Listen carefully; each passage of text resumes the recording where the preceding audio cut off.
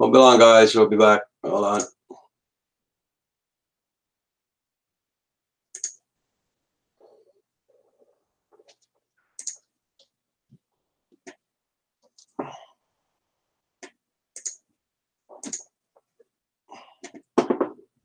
Okay.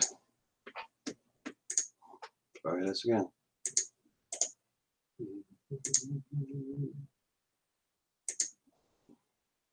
Hi, Val.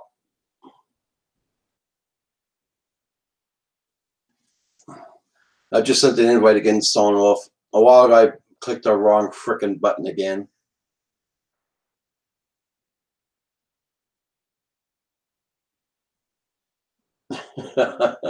Welcome back, people.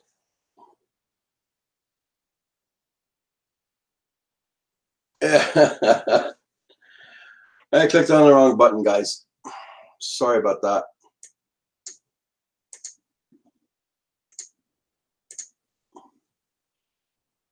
Stonewall, where are ya?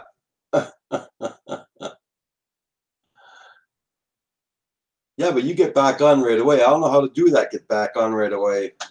I tried it and I can't do it.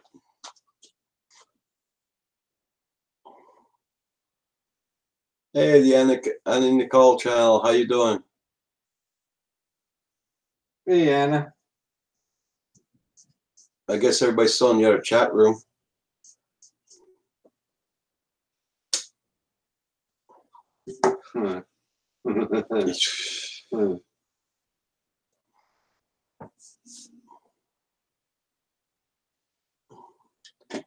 I've been sending invites to Stonewolf. He hasn't been coming on at all. So He's got internet problems. I think that's like, what, 15 now? Yeah.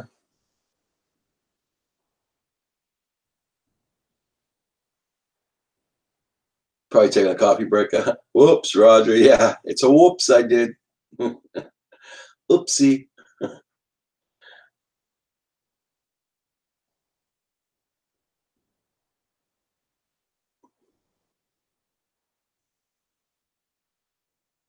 Yeah, slide that, pull the plug on me. There you go.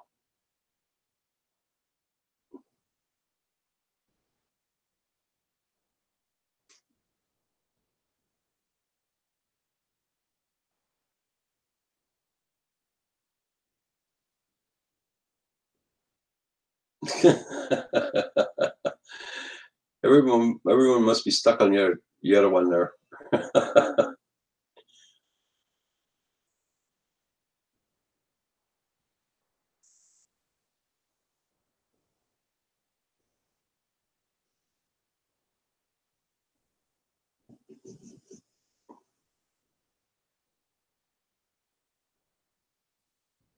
They're your favorites anyway.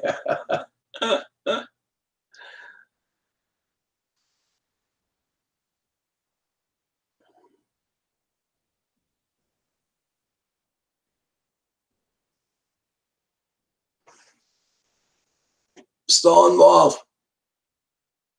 Hey, Mr. Dutchy Dutch.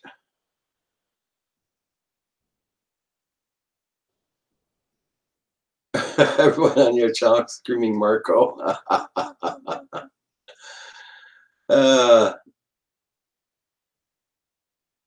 Hey, Dutchy Dutch. Don't touch the red button. Yeah, well, that's what happened.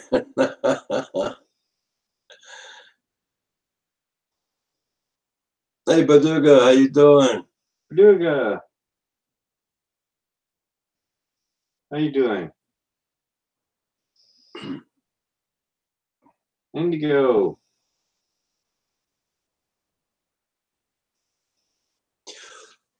I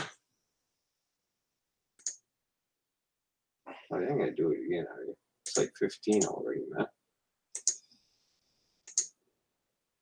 No, see, that's like the other one there. It's when you go on Google Hangouts, it'll ring about 3 times. If you don't answer, it just hangs up. You're not behind the chat now. Oh, cool. Hey, Carpenter Rick, how you doing? Welcome back. What happened? Yeah, where'd you go? I pushed the wrong button.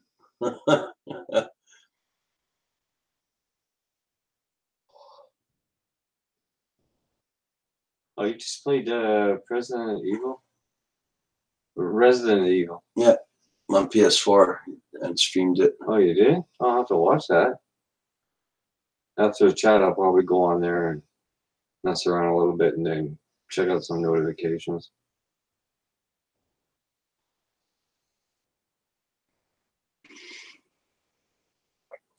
Must be pretty late down there, Baduga, at this time. It is my pride and joy.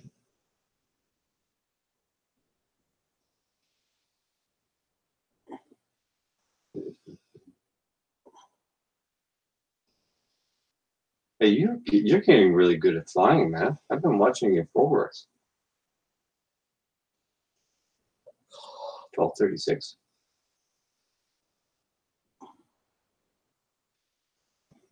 Mm, 5 hours ahead.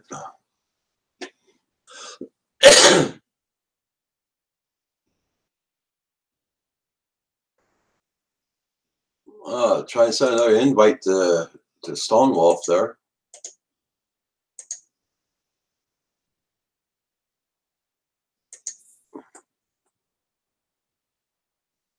My Atari won't play that. Dang. Hey, it looks good, man. You're doing really well with the flying.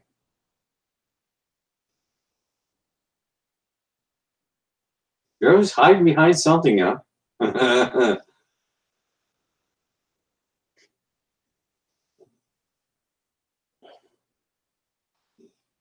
Val, can you Facebook Stonewolf? Tell them that we're online.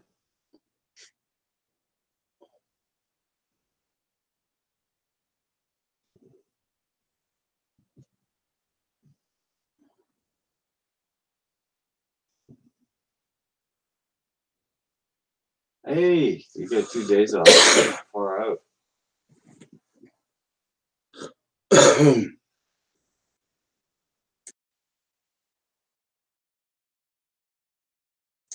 Smirnoff.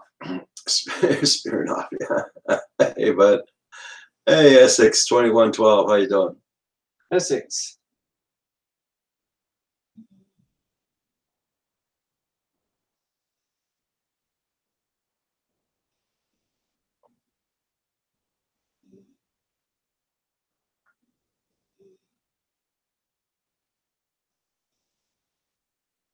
Now, I'm not sure about the whoop, about Merch's whoop he sent me.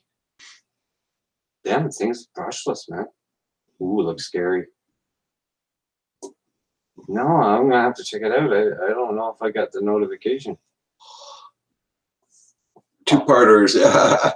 Hey, Scrappy Jones. How you doing? I'll check it out, Baduga. After the stream, and I'll go look.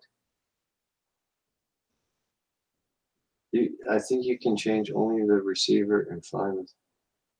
Well, it has Betaflight in it. It's got that little port thing that you plug into underneath. Yeah, Scrappy videos. I clicked the wrong button a while ago and I closed the live stream down, the first one. So I opened up the second one.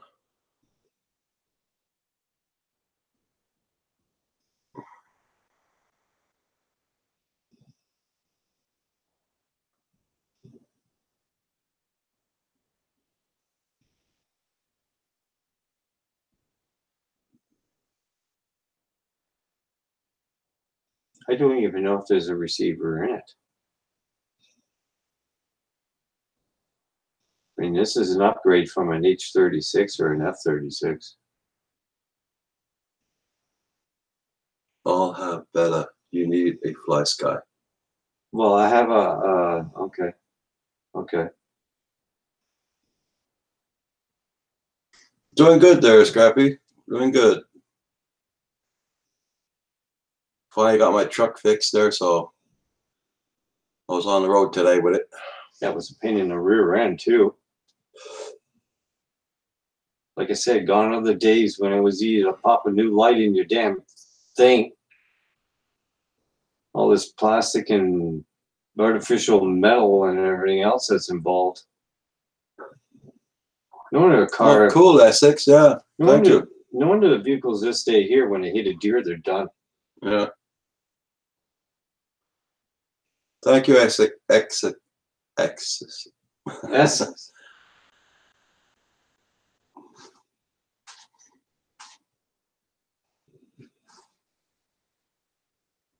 Cool, man. Hey, you're lucky. You're getting an intro? Yeah, I'm gonna check it out. Far out. If the receiver is integrated in the board, you'll change the board. Please go Kabamo. You need is 6. Okay. Hey, Hadley, how you doing? There we go. Okay, Buduka, I'm gonna have to remember that. Hi, guys. You have a pad there? I can write this down. In case.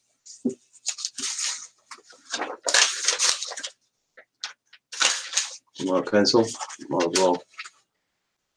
Oh, Roger and Kim, great stream. Been working already, tired.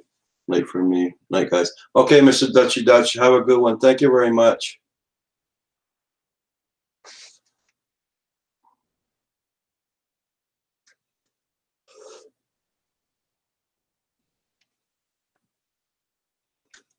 What I'm trying to say is you don't need the other controller to fly it.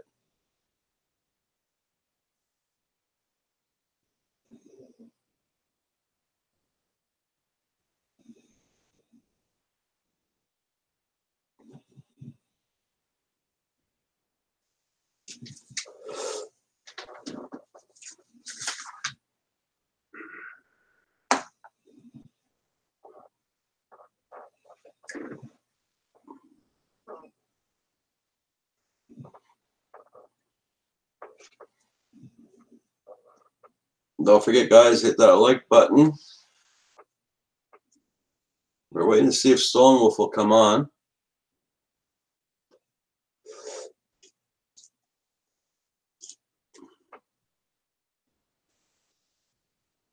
Yeah. Hey, Hadley, I'm sorry, I saw that there a second. How you doing?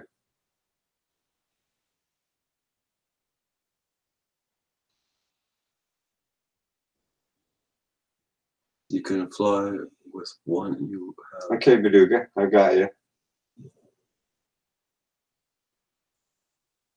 I'll have to check it out and see if he already did it or not.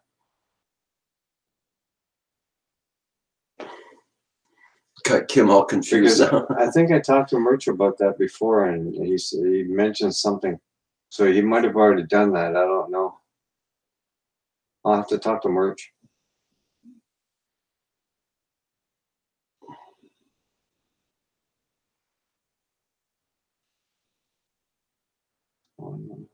I was going to win the friendly game. A friendly game, you on Instagram. Okay, Val, thank you.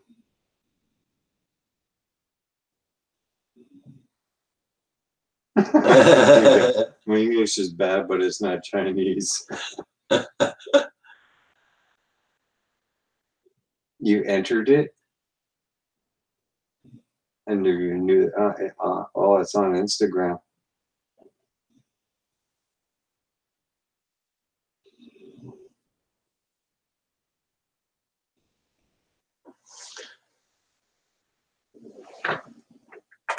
Cool. If you have a decent chance of winning, that's cool. Okay, Val. No problem.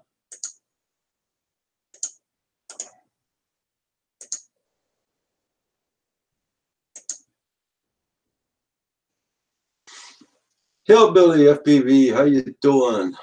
Hey, Hillbilly.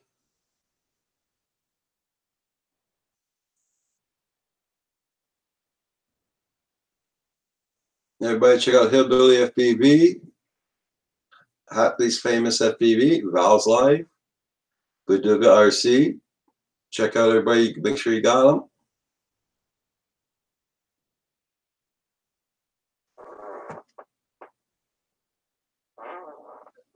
Not your fault, Lewis.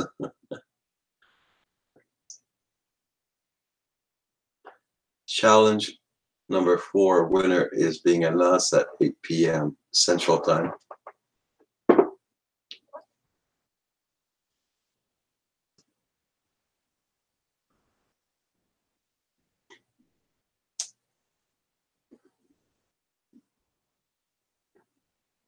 Cool.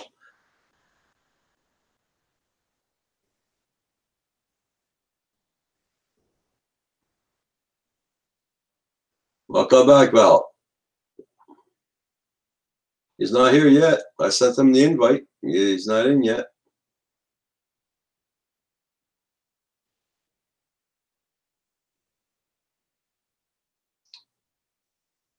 I think I sent him about 10 invites since a while ago.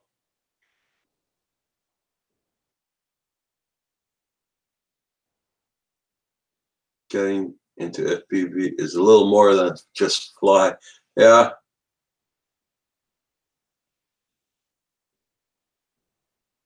Yeah. I'm sure finding that out.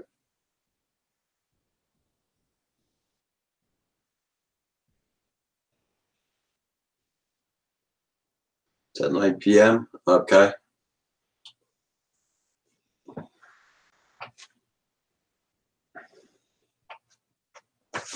I'm going to send this all for their invite.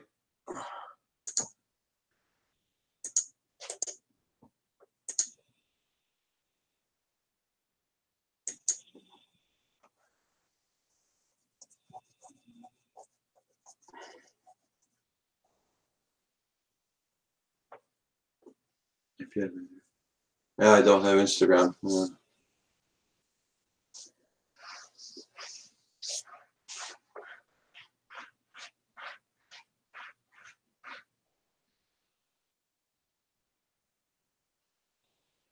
If you don't learn, you're always stuck at that speed. You get broken. Wow.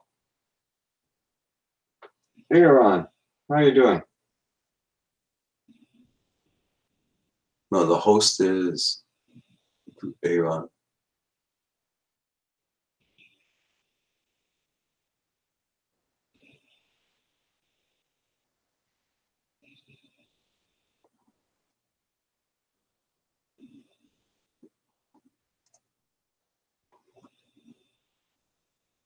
Be right back, guys. I'm gonna go make another coffee.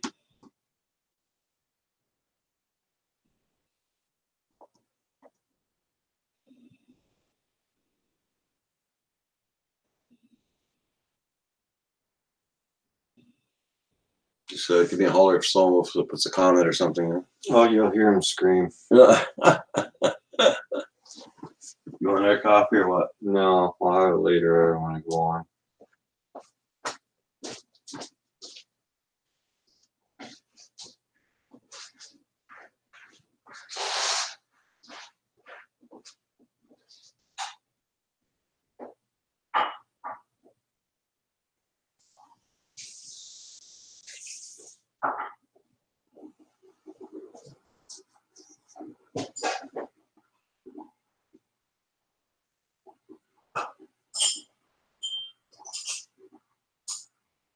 Oh my God.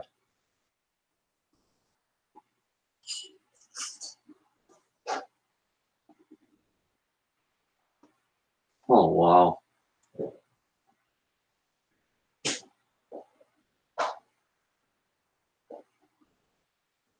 Yeah, I think it's a crazy bee.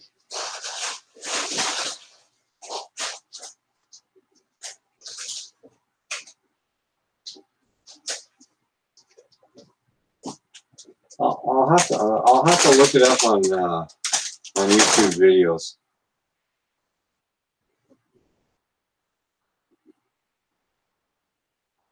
I had it to me back where I canceled it. I think it's a US 65 or something like that. I'm not sure.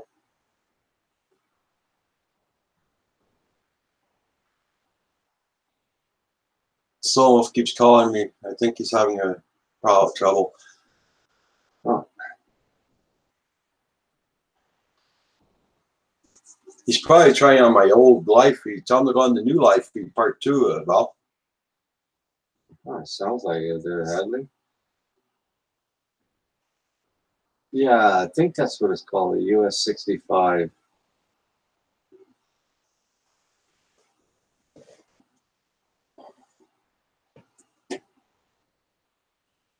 The box on it says it's compatible with FreeSky and FlySky.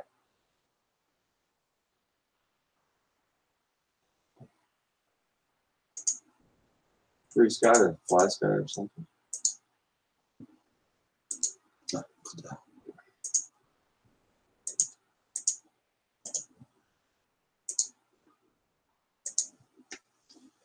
Okay, I just sent him another email, the same link there.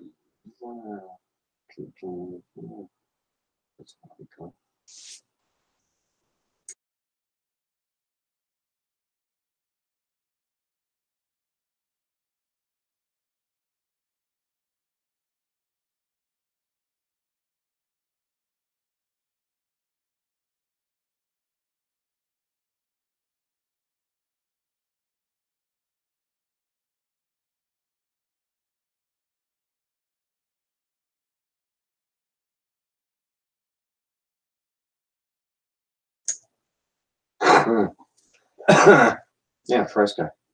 Well, that's what the box says.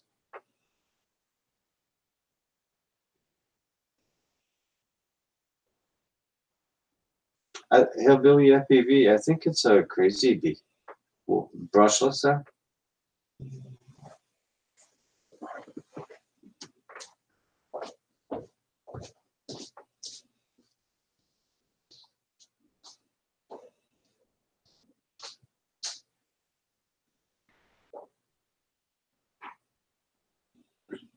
No, it's not broken. It's. I think he flew it once.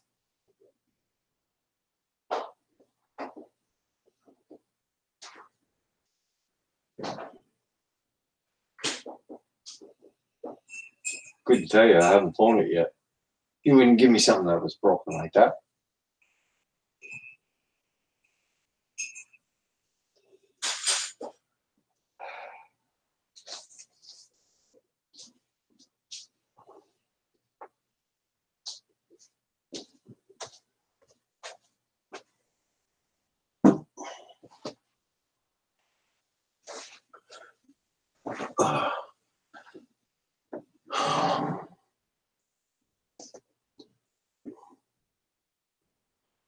What's his email again?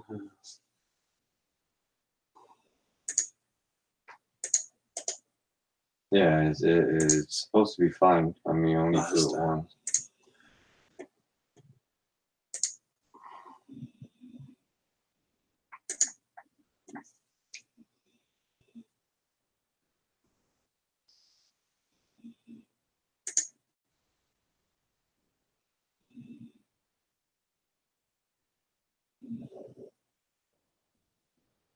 Yep, slide ad, that's right.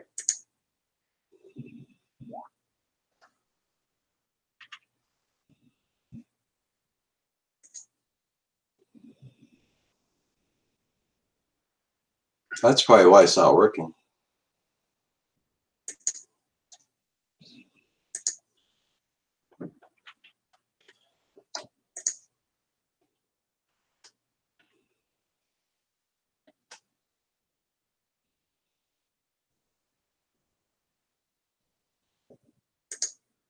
Yeah, I have a FlySky controller. Well, right now Stonewolf has it. That's what I was thinking, Hadley. I don't know. I haven't tried to brush this wolf. Only the FA-36s or the H-36, like the ones I've been flying. Hey Val, oh sorry.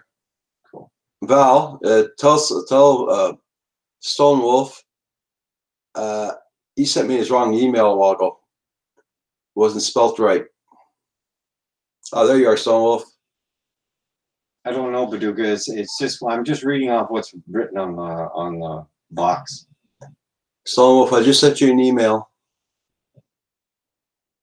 Put the link in it to get on.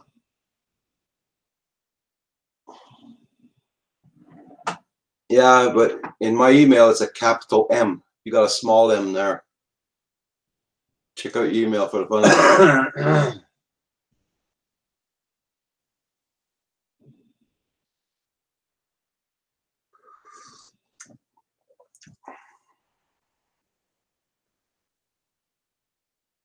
I'm calling you.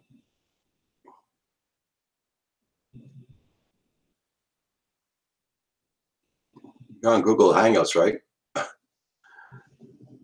Thanks, Hadley. I promise, man.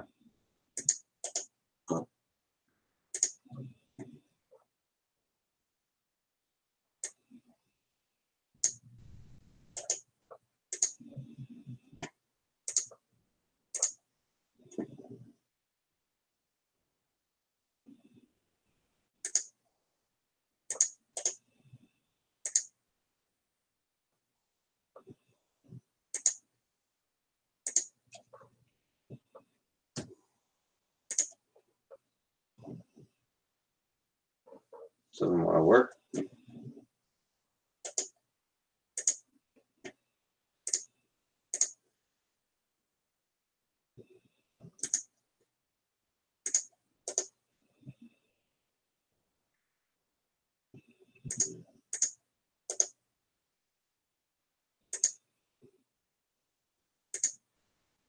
It's not even working.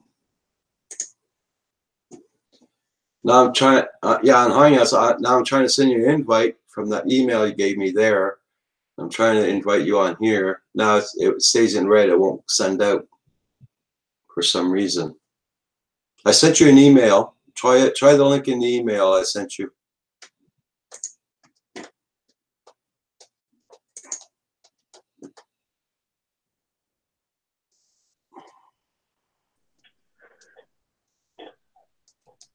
Just sent out. Habana. What? Oh, there you are. Habana. Yeah, but that. Is good. I don't have to huff and puff and blow your house down. Did you get it off the email? The link? I got it off the email. Yeah, okay. Because it was going in red now. I couldn't send it out to you by here. Oh, my toque is on so crooked. Give me a second. This is weird.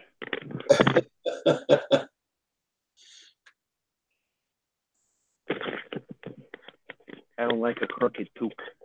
There we go. It's okay, Hillbilly. How you doing there, Stonewall? Oh my God, it's so good now. Wee or wee or wee whatever. But either way, Kimmy. Oh my God, Kimmy. You don't even know how excited I am for you, man. I actually want to keep your quad. It flies so good.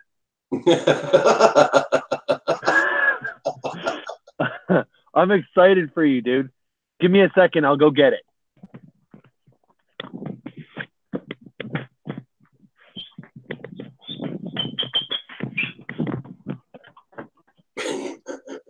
This is so exciting. You guys don't even know. I'll have to take the top off, Badug, and look inside. I am going to, now that I know it flies good, I'm going to pull her apart tomorrow after work, and I'm going to make sure everything is all hammered down real nice. Okay, I'll language on the PG. Make sure she's hammered down real nice for you. So your sticks are blue now to match the rest of the blue on the radio, and the blue propellers, and the blue strap, and the red tape, because I got red electrical tape, so that's what's going to hold your ESCs down. Your receivers right here hanging out the back. I'll have that properly zip tied and shrink wrapped and everything, so it's protected. I'm giving you this antenna instead of the one that you had that came with. It was damaged. So you're going to have a pagoda antenna on there instead, and it's in a place where it should be quite difficult to damage it too terribly because of where the propellers are on the back, right? So your antenna should never get damaged too terribly because the battery. Well, do I got a battery I can demonstrate with? You're going to need to get some 1300 milliamp 3S batteries or 4S batteries. Okay. You can run an 1800 milliamp or 2200 milliamp 3S if they're very light batteries. But just stick with this size and you'll be good. Okay. Okay. So I'm going to give you this strap, which I ordered that from Yukon Dokney or Yukon Donkey or Yonky Donk or whatever, some guy. And he's awesome. And I don't know how to say his name. I just feel like when you're saying someone's name and you don't know because you've never actually spoken to them face to face to hear them say it, it's like, I don't know. But anyway. Yeah, so the battery will stick up here on the top. I don't know if I think that's how you might have done it before, or how it looked like it was going to get done before anyway.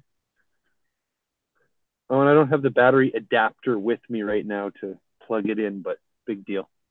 Doesn't matter. This is a Dean's connector on the end of it right now.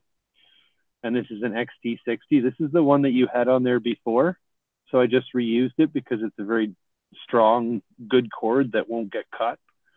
Right? Okay. So you'll just connect your battery like so. I should maybe put a battery on there that'll beep so you can hear the beautiful noises she makes. Hillbilly FPV, yeah, it is Stone Wolf. Yeah. Yeah! Hey, how's it going? Thanks, Ryan. It's me, it's the Stone Wolf. I'm Woof, woof. Yeah.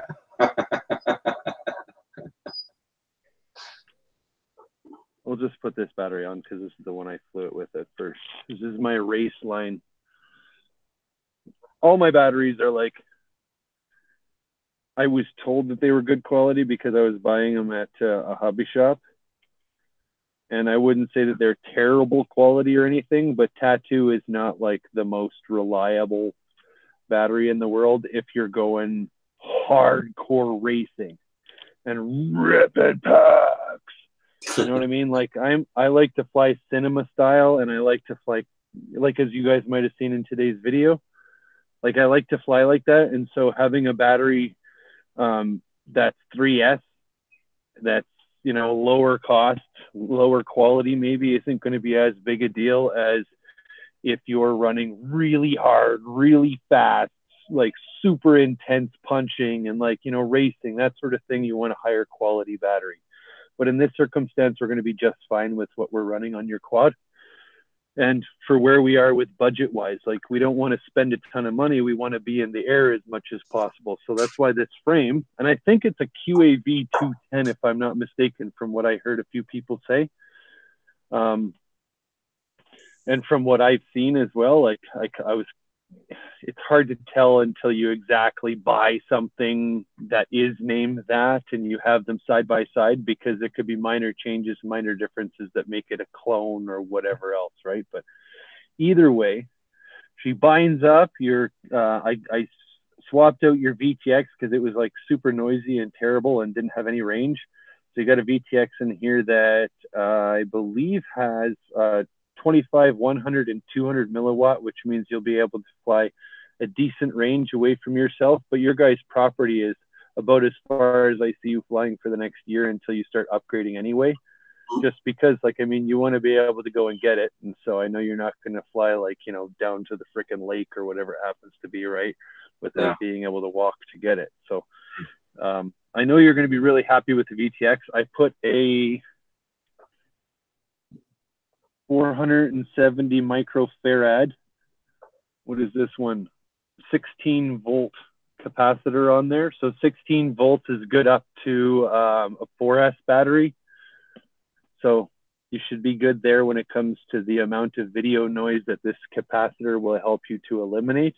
That's what a capacitor usually does, is it helps to eliminate video noise by making it so that the battery coming from, the power coming from the battery into the quad is smoothed out, because as the motors are spinning up and down at rapid rates, they're creating an electrical fluctuation of energy, right? And that fluctuation causes the VTX to pick up that disturbance and show in the camera.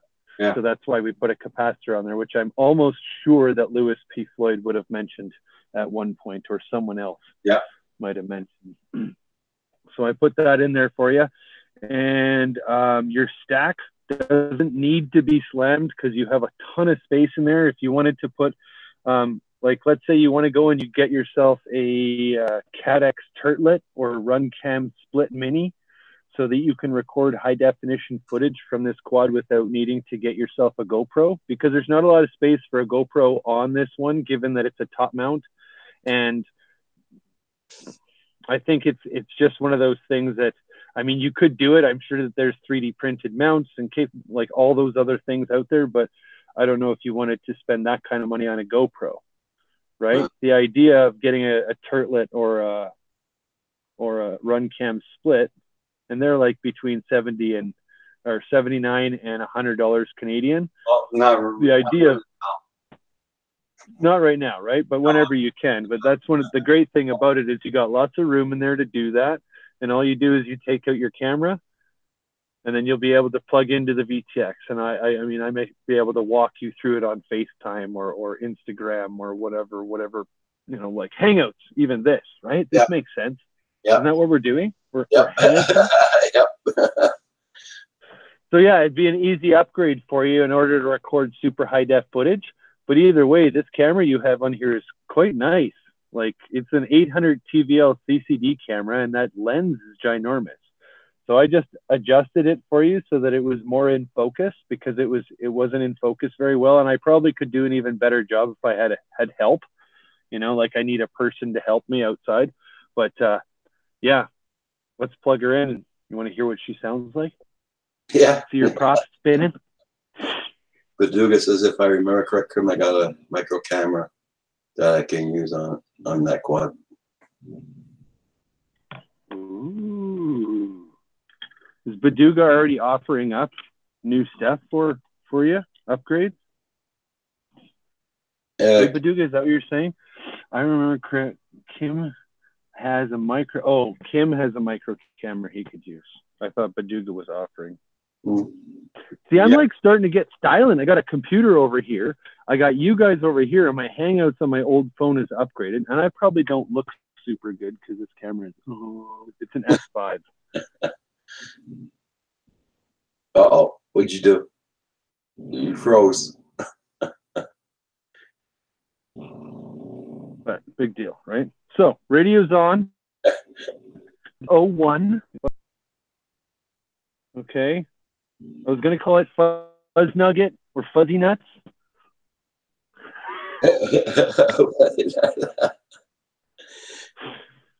Okay. So this is the side that the stick just dangles down, right? Like this is after you've been awake for a little while. Okay, this is the throttle stick. Yeah. Okay, throttle. Uh-huh. This stick here is just below where your arm switch is going to be. This is your arm switch, the long one. Okay. Okay. I'm going to put shrink wrap on them too for you so they're nice and rubbery to grip. They're not slippery and cold in the cold Canadian weather. So that's your arm switch up there. That turns the propellers on. Yeah. Okay. And then you got control of the throttle. Now over here, this one has 3 positions. Right now, it is in the mode that you're probably using. You can't flip. If you push the stick all the way to the left or the right, you can't do any flips. Okay. Am I right? Yeah. Okay, so this mode in the middle, so there's 3 positions. 1, 2, 3. This mode in the middle is horizon mode. And that made sense to me. Horizon is in the middle. It's flat, right? Right. Horizon. So horizon mode, if you push your stick, your flip and pitch stick, this is roll and pitch. If you push that all the way to the left or right and then let go, don't let go. You just bring it back to the middle. Okay. If you push it to the right or pull back and then bring back to the middle, it's going to make it do a flip and come back to flat again. Okay. Okay. It's got auto leveling, but you're allowed to do flips now on this stick. Pretty cool, right? Yeah. And then when you get crazy, you flip it down here, boop, and you got acro mode. Okay, or air mode. If some people have called it air mode. So what I did was I put air mode onto this acro position. So when you're in air mode and you drop your throttle all the way to 0, you're still going to end up having control with these sticks and with your yaw. So that means that now you can go ahead and go up into the sky, do a flip, and while you're upside down, you can drop your throttle to 0 and kind of like, it'll be like you're floating there because your propellers are only just barely turning. Okay. But now you can use those just barely turning propellers like your oar in the water. You know how it's just in the water? Yeah. And you turn it from side to side. That's how it works now, right? So you have that control. So you're gonna really, really enjoy this thing. It is stable as stable can be. So now that I've explained how that works, we're going to turn it on. You have to, when you turn on your radio, you're going to always have to have the switches in the up position. Just every switch has to be pointing upwards on the top here. And then you can bring it down into, you know, your horizon or acro mode. You're probably just going to leave it up in angle mode for a while until you start to get comfortable with how it feels and moves. I'm going to make sure that I calibrate your flight controller on really level ground here. But that's, if you do find you have drift, you're going to need to plug into your computer. You're going to need to make sure you start understanding how to use Betaflight a little bit, because that'll be the only way to stop it from drifting. Okay. Is to go in and then, you know, to use the very first tabs and to calibrate your gyro by placing your drone on a very level flat surface and pressing calibrate. Okay. So do you have Betaflight yet? Yeah. Okay, good. Have you've plugged in a few things and fiddled around? No. Okay, so I look forward to doing that with you on Hangouts, where you can turn your camera around for me. I had no. We'll hang out together. Right, when you get this back, you're gonna Hangouts me, and you're gonna turn your camera around and point it at the screen for your computer. Okay. And you're going to plug in and you're going to do the things that, you know, like I'm going to walk you through some stuff, and you're going to physically do it yourself. So you get a good hands-on muscle memory for understanding what you would do and what I mean by each different tab, right? So I'll tell you what to do and I'll click the same tab on my screen, so we're seeing the same stuff. Okay. And it'll be stupendous. I've been watching videos. Good. I'm going to also make sure that I include like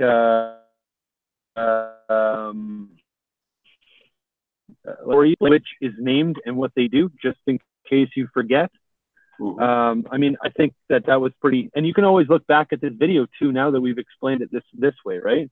But yeah, you'll be able to look back at the video and you'll have, or take that card outside with you. You ready?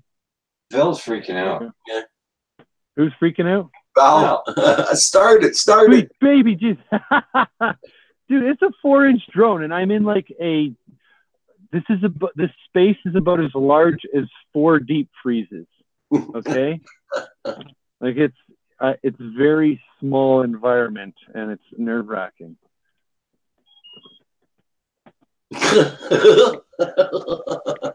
I love your laugh, Roger. You're so much excited too. That's awesome. Are you ready? Yeah. Watch this. Here, I'm going to flip the switch. Oh, you can't see the switch. You can just see the switch right here. Okay, here we go, Ann.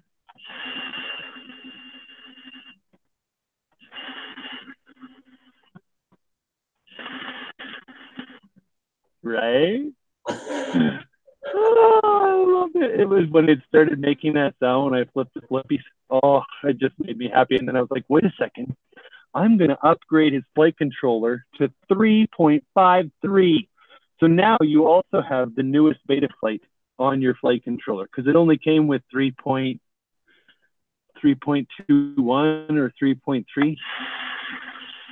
Oh, I'm going to chop some paper in here if I'm not careful. Whoa. And then we're going to switch modes. See?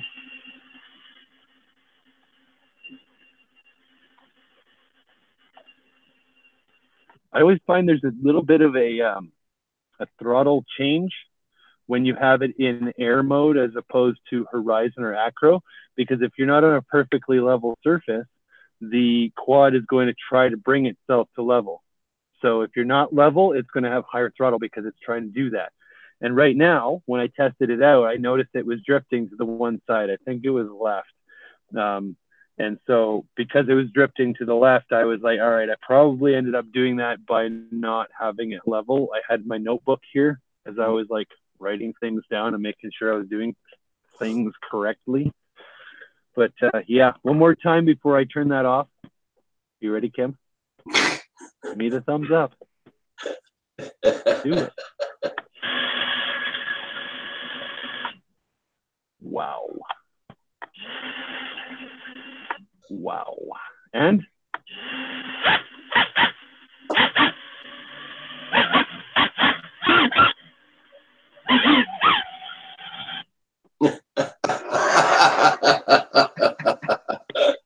This thing's a monster. You're going to love it, Kim. It flies beautifully. Now, let me show you a bit of video of it flying. Well, I'm going to unplug it. Just leave it plugged in, sitting over there. Bump the arm switch. Oh! Oh! Oh! Stop it! Like, I don't care. Your face. Anyway, I will calibrate that bad boy and do a bit of proper video ripping. And I'm going to post a video of me ripping that thing. Okay, so do you want it to be like a rip vid or do you want it to be like a cinevid? Because this thing really floats, man. It really floats nice for Cine. Either one. Either one? Sure. Okay. It's gotta I be. could do a half and half. I'll do a mixer so you can see how she flies. All right. Yeah, I'll do my best not to kill her. I mean, I did murder one propeller in the front yard, but did I show you? Dang it. Yeah, but These those, are Gemfan Mastercraft from back in the day. So they're not like super amazing, but I gave you a set of those. They're going to be in there as well. And I'm trying to round up some more propellers. So anybody on the stream tonight want to send Kimmy some 4-inch propellers, please do so. He's got a quad coming in the mail soon. I'm hoping to God it'll be there before Christmas. I know it's only 9 days, but I might be able to do it, Kim. I might be able to do it. don't kill yourself, huh? Well, my Mazda only goes so fast anyway. I mean, no, I wish I could come. I wish I could bring it myself. I really do. Sorry. Paducah says 4-inch? Question mark. Yep, 4-inch Propellieres of any variety because there's no clearance issues. Just 4-inch propellers.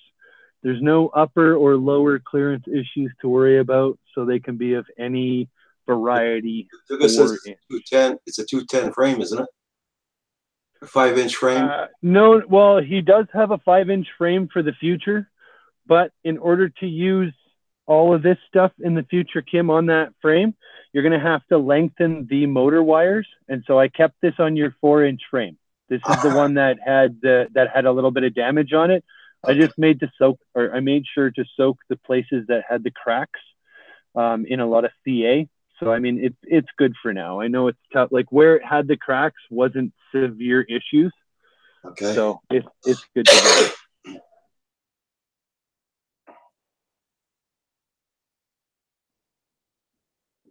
Okay, Paducah. Yeah, he used the old frame he had.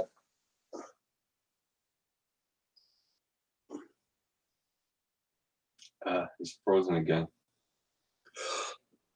You're frozen, stone wall.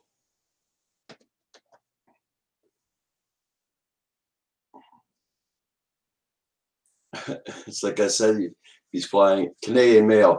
Like I said, you'll be flying in spring. Well, if it's spring, it's if it's spring, it's spring. Roger, where are you? What do you mean? I didn't touch nothing. I ain't touched nothing. We're still here. We're still here. Yeah.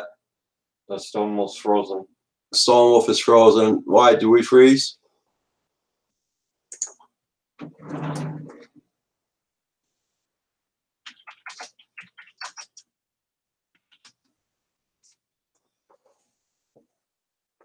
What now?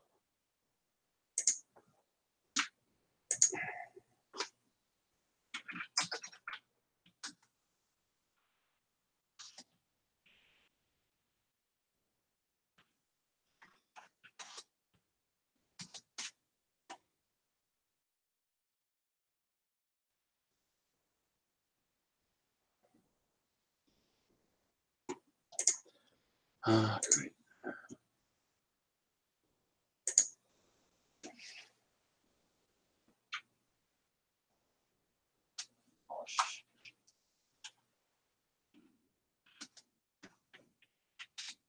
They can't hear me, can they? Yeah. I don't know.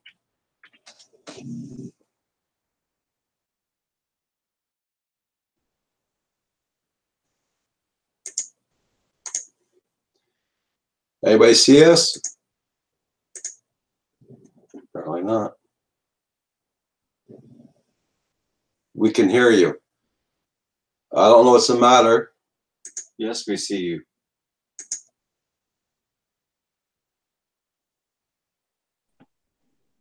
Oh, there he is. Ah, there you are, Stone Wolf. Like, I have anxiety, especially with technology. Yeah. And so now that I'm seeing your guys' faces, I'm kind of like, Well, they were seeing us, but they were hearing us. So something happened in the connection somewhere. yeah, I think it was on my end. It usually is.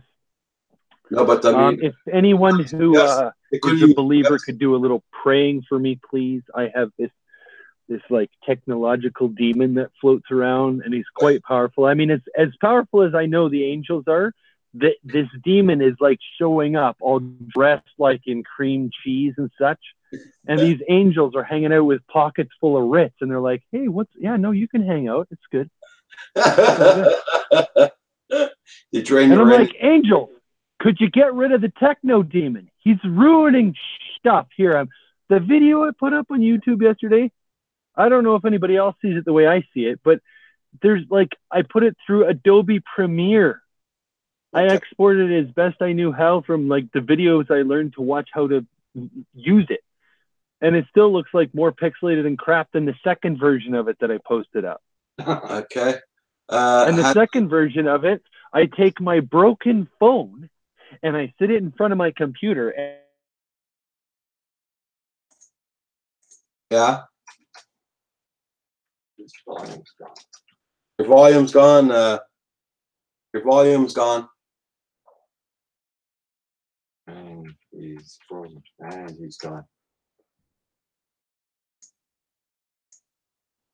You're frozen. He froze again. Does anybody see us again?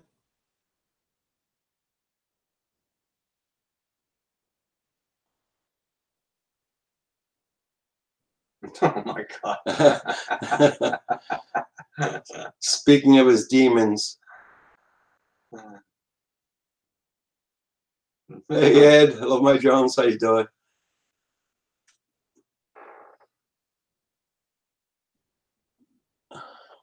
Yeah, the internet evil demon got him. Hadley, I'll send you an email. I'll give you my email address. Send me an email.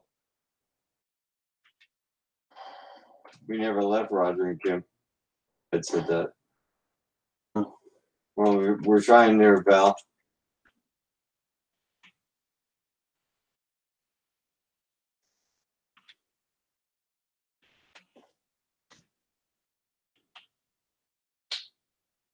I don't know, man.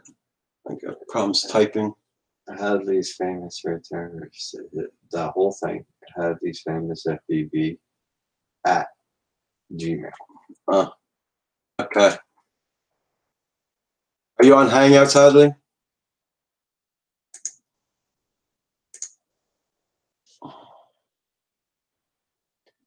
Tell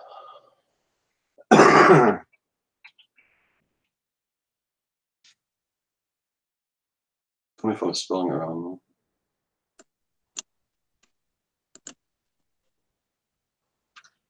Oh my gosh! Eh? FPV after. No, FPV. Oh, my wife is calling me now. Sweet Lord above! Sweetie, I love you so much. Do the large letters, Rush. Are you talking to me now? Huh? Okay, I thought you said, okay, hello, honey. And I am live streaming with guys on the Canadian Drone Hub. So I'm like, oh gosh.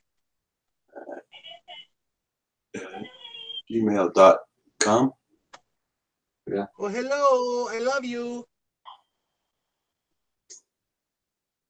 I'll be in shortly. I'm just showing Kim that his quad is good to go. And then I'm going to show him a little bit of video. And then I'm going to say goodbye to the guys. So now even they know what the plan is. So they're going to kick me off. So that I love you. I'll see you soon. I just sent you an invite by Hangout. Love you. Sweet wifey poo. Oh, your videos come in a lot clearer. It's because I have my crappy S8. My S8 is broken and it's going to die. And the camera is very nice on it on the one side. On the other side, it's not so good. Okay. Holy crap, there's that guy. Is that guy? It Yeah. is that guy. Who is that guy? I don't know this guy. Hey, guy. It's Hadley. Oh, what? Hadley? Yeah. What happened to you? You got all like famous and shit. Oh, you got no sound, Hadley. We can't hear you. But seriously, dude, you like look way different than last time I saw you. You're like all badass, like I'm gonna go hang out with Doro and Bot Grinder. There we go. There we go. Yep. Now we got sound. Now I got some audio. For some reason, I've got my wife moving the cars out of the garage so I can go fly this for you. I did fly this today, and it's got race flight in it, or flight 1, and What? I didn't have the filtering correct in it, so I went and adjusted the filtering because my buddy, he flies for flight 1, and so that's what I put in here for him. So make it as easy as possible for him so he doesn't have to mess with anything. You just go in there, like when you have to set up something, it walks you through everything, picks out the UARTs, everything. It's so simple. Oh, That is a nice looking quad. Is that? Oh, that's a Whiz. Yep. It's a Wizard. Put a micro cam in here with a back plate. So if he hits something, it'll stay behind here. What? You sending this one to Kim as well? Yes, I am.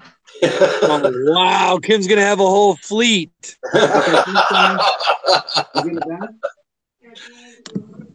It doesn't have to be open right now. Thank you. Yeah, the wife's helping me out, and I'm also gonna send him a Turnigy transmitter. Oh my God. So it's got the touch screen, doodads on it. It's all that good stuff. The reason I'm sending this is because it's bound to this quad, and I've had FlySky transmitters in the past. Like I have 3 of them in the drawer, but the gimbals are bad. And this one is brand spanking new. Like Turnigy just sent this to me. They keep sending me one like every 6 months. So I'm gonna send you one. I've got like 4 of them, 3 of them or whatever. Yeah. So like I'm just gonna send them to you. You're gonna have to get some 4-cell 1300 batteries to fly this. Everything's set up for 4-cell on this. She is quite the ripper, man. So like, to be honest with you, be careful with this one. You're gonna enjoy it. Yeah. I'm gonna go out in the garage. I'm gonna get my little screen set up here so you guys can see live. I'm just gonna go in the garage and do a quick little putter around so I can show you that it flies and all that good stuff. I was gonna do it in this room here, but I have like a 5x5 square. That's scary. What? What? What? Show up. He's like guts to show up and show me up by flying it. It's like, and I just turned it on inside my 4 freezer size tiny You room want me to here. fly it in here? I'm not gonna show No, you up. don't dude. fly it in there. But what you got to do is you got to put your fingers on top of it, and you got to arm it and go. Woo, woo, woo, Oh, here's a just a sketch. little bit. That's crazy. I didn't see you doing that. That's scary. Well, this has got race flight in it. So supposedly you can touch the blade when it's armed if you don't put any input on the transmitter. But like I've seen them do it from Flight 1. I'm not gonna do that. I really want to do it arms on Flight 1, But man. That shit. supposedly it's got a safety thing on it so it won't cut you. But I don't have race or Flight 1 ESCs on here. So like I don't know if it works with aftermarket ESCs. I know it for surely does work with Flight 1 ESCs as well. Well, Hadley, I'm not dangling anything in front of no blade. No, nobody does that. Nobody does that. I mean, that's crazy. The battery going here for this receiver. Make sure you get yourself a Contigo drone retrieval unit. Oh my god. Decorated up all Canadian-like. That's awesome. It's as Canadian as, what is that, guys? Moose. What is it? Canadian as a moose. No, but there's only, when there's more than one, what are they? I don't know. What are they? It sounds just like our friendly flying fellas. There we go. Geese? Meese. Oh, I didn't know that. There you go. As Canadian as the meese. Geese. Nice. I freaking love the tango. Even, The even- tango's Yeah, cool. my buddy dropped this off for me to try out because of my hand to see if I could fly with it, and I'm learning to pinch. So my flying style is going to definitely evolve big time over the next next couple of months.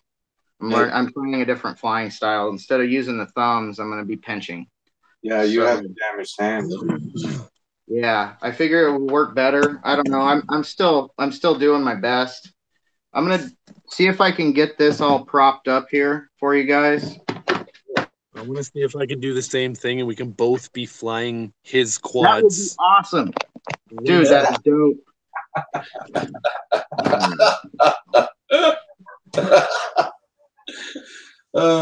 Sorry, guys, for the chat. We haven't been into it. Night Train, welcome. Sorry, everyone. Quads Rash, how you doing?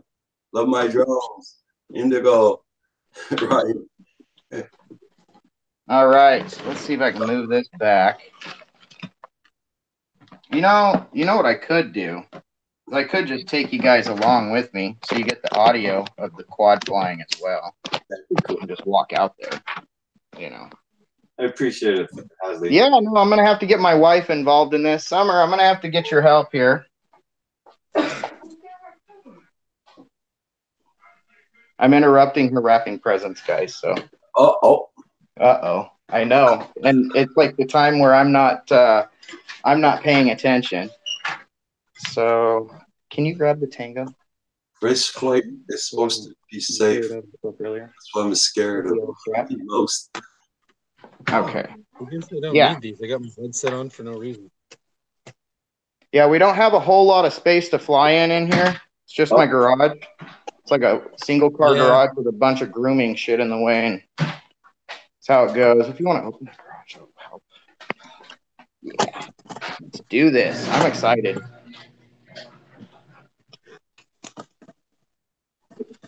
Don't mind the junk behind me. I got all kinds of shit everywhere. Excuse my language. You little! That's disgusting! All right. So Oh my gosh. I'm going to plug it in and see what the video's like.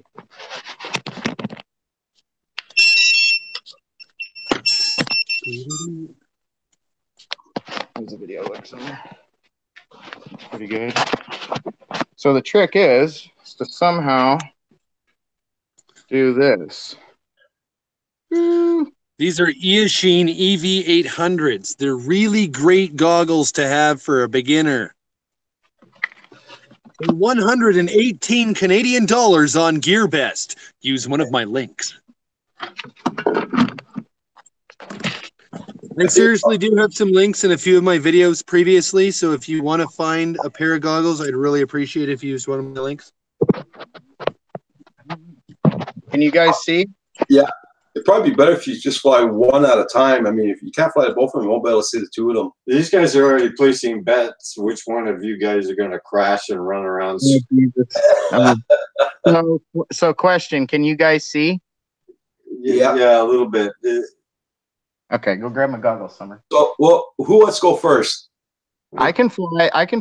If the video is good outside, I will fly my Christmas lights at my house. Okay.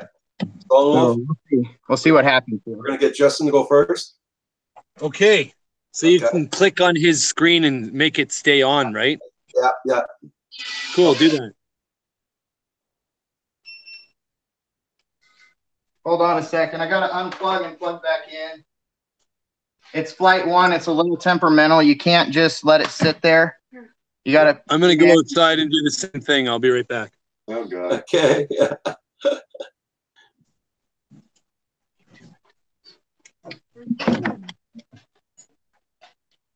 All right, here we go. Yeah, proper. Yeah.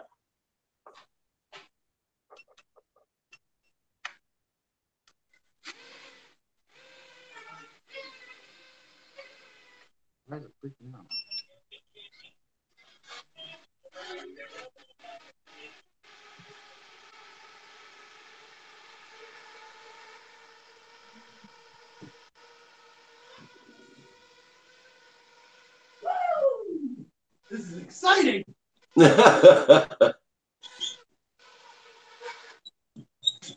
right. I don't know if I'm going to be able to fly at night. I was looking at the screen. It's not the camera on here is definitely not set up for nighttime. Okay. That's cool. It sounds good. Yeah, it's really healthy. I mean, nothing wrong with it there. It's just needs to have some love given to it and flown. I'm scared to fly it because I crash a lot, Kim.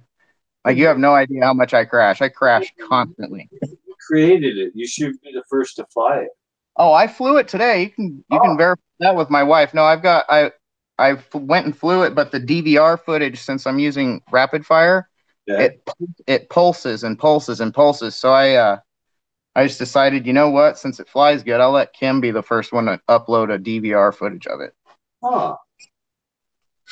It looks really nice. It sounds good. Yeah, it's good, man. We're golden. Justin, that's really kind to you, man. Thank you very much. It's Christmas. You I'm guys so do excited for you, Kim. I tell you what, I'm gonna forget this. I'm sure he's gonna do an actual flight. I mean, if you guys want, I could pull out another quad and do a flight. Something that's set up that I can fly at night. Oh, it's just hard to see. Yeah, it's like when you look at when the lights are hitting it, because I don't have any street lights here, so it's just Christmas lights outside. Here, I'll walk out front and I'll show you guys. It probably won't look as good because I've got it on like the selfie camera.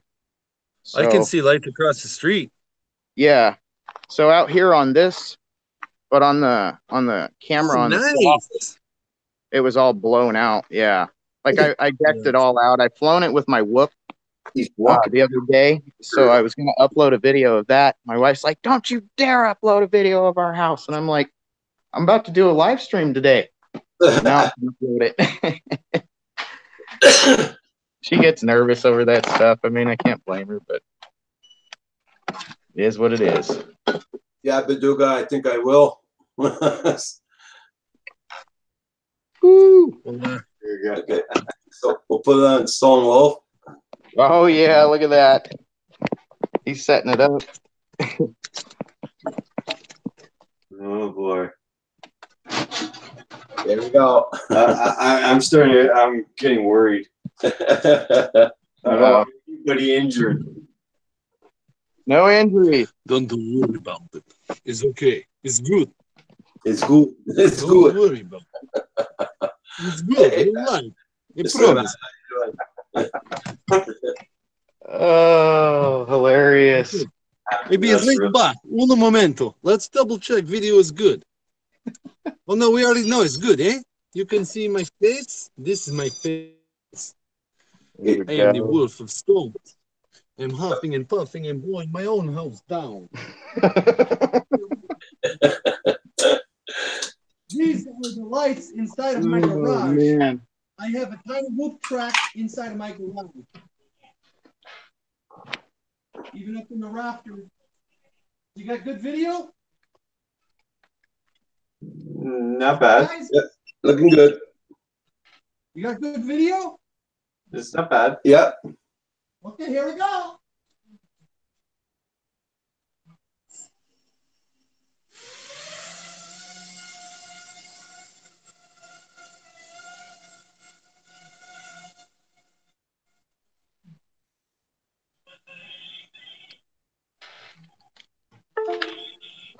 And that's how fast it is to pit tune.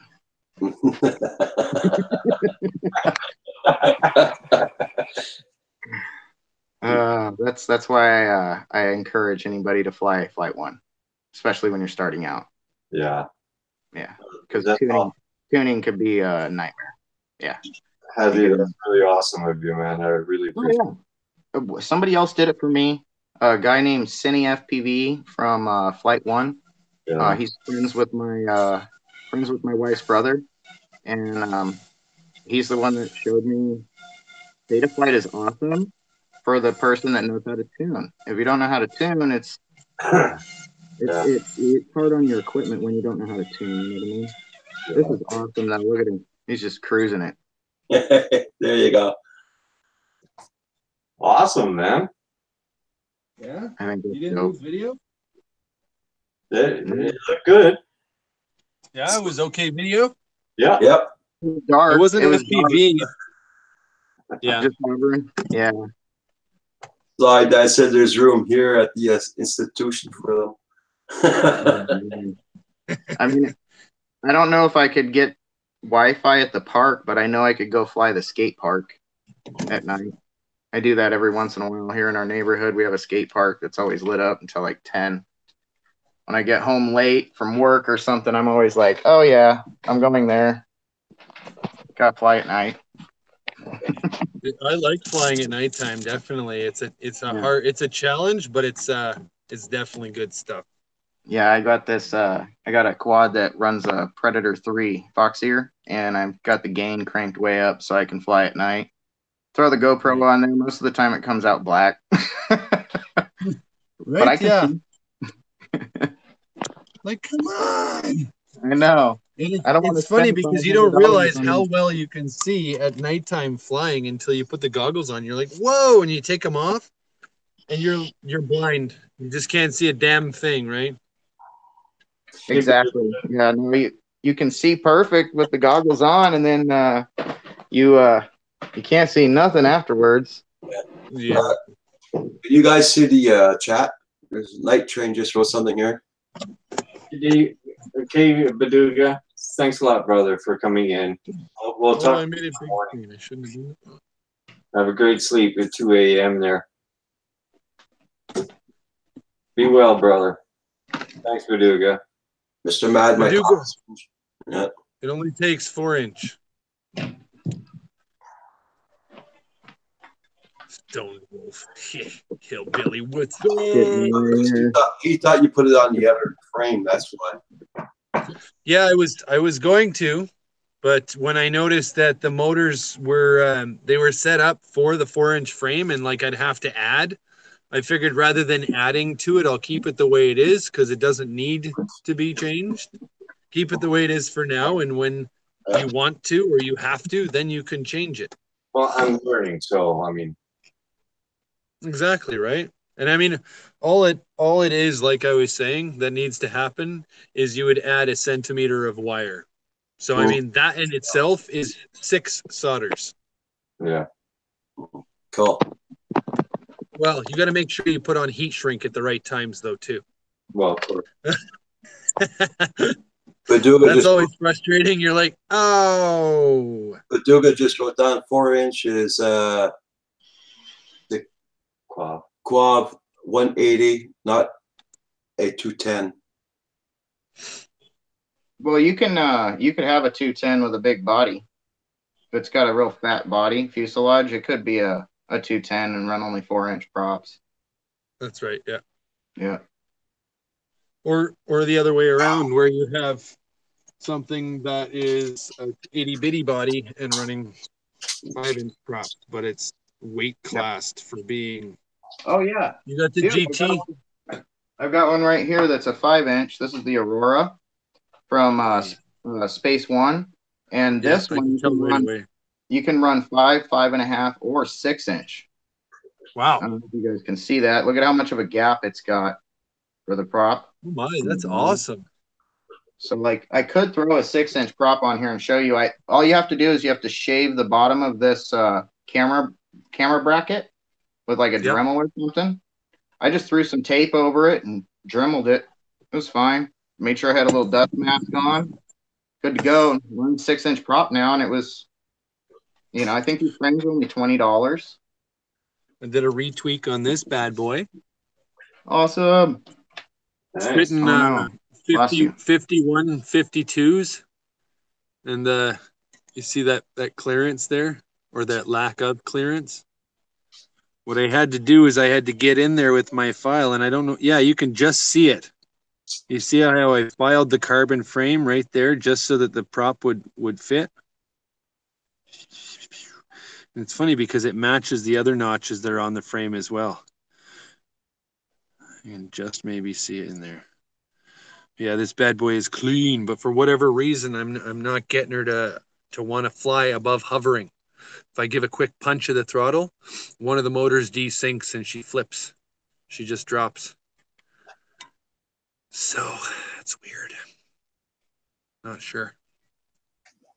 And its design could be completely. I don't think he's here with us anymore. I think Hadley's gone. Abby, you still here?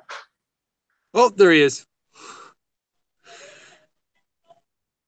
But yeah, this thing can be completely upside down and the propeller still spins. So it's like the perfect turtle mode 5-inch. It's a nice freaking unit. Wow. I built it like NJ Tech suggests, where you put the antenna flat like so. So it's like down inside the propeller line. See that?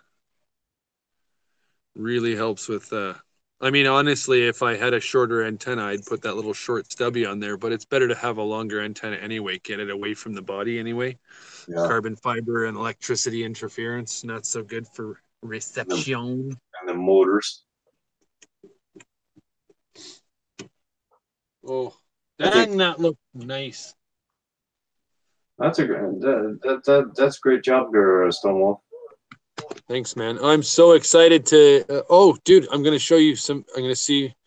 Let's see if my camera will work to turn around the camera. Okay, turning it around.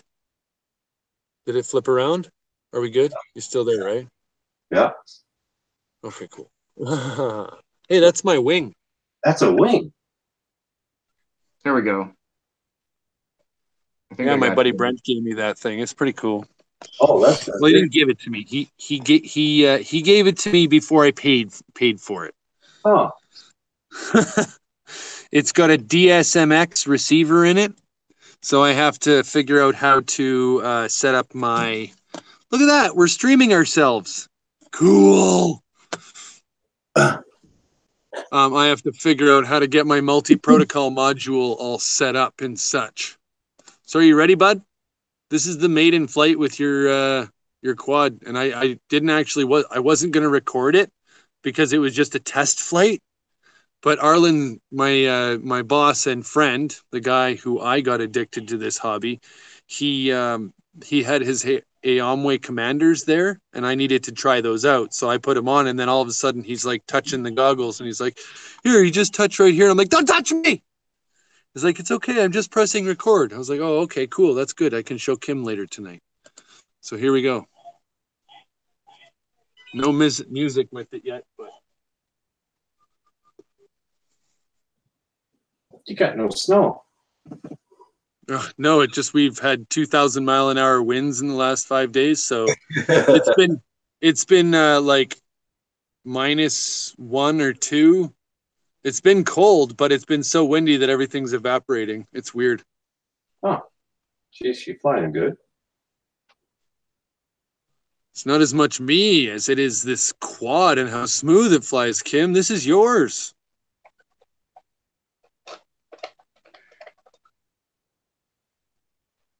Very nice. It's this is the first time that I did anything with it. Like I'm just testing it right now. This is the first time I plugged it in and actually flew it. Last night I hovered it in my front yard and tried to flip and flipped too far and couldn't catch it. It was line of sight at nighttime without my glasses on, so it was just stupid. You know. But like there's no serious prop wash. I got Betaflight 353 on there for you. Like it just behaves so nicely. The OSD is working great. Right here, I'm testing it to see if it's got any weird behaviors, like I'm punching the throttle. There was no weird behaviors when I was doing that, and I do it again really low to the ground. Right here, I think.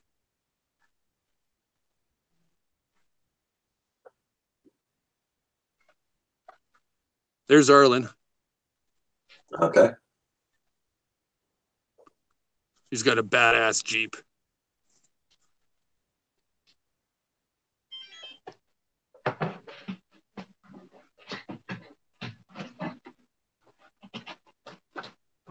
We had the most gorgeous sunset tonight.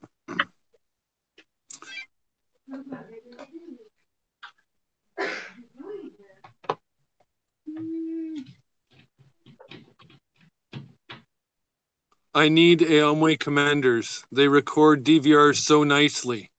Look how clear that is.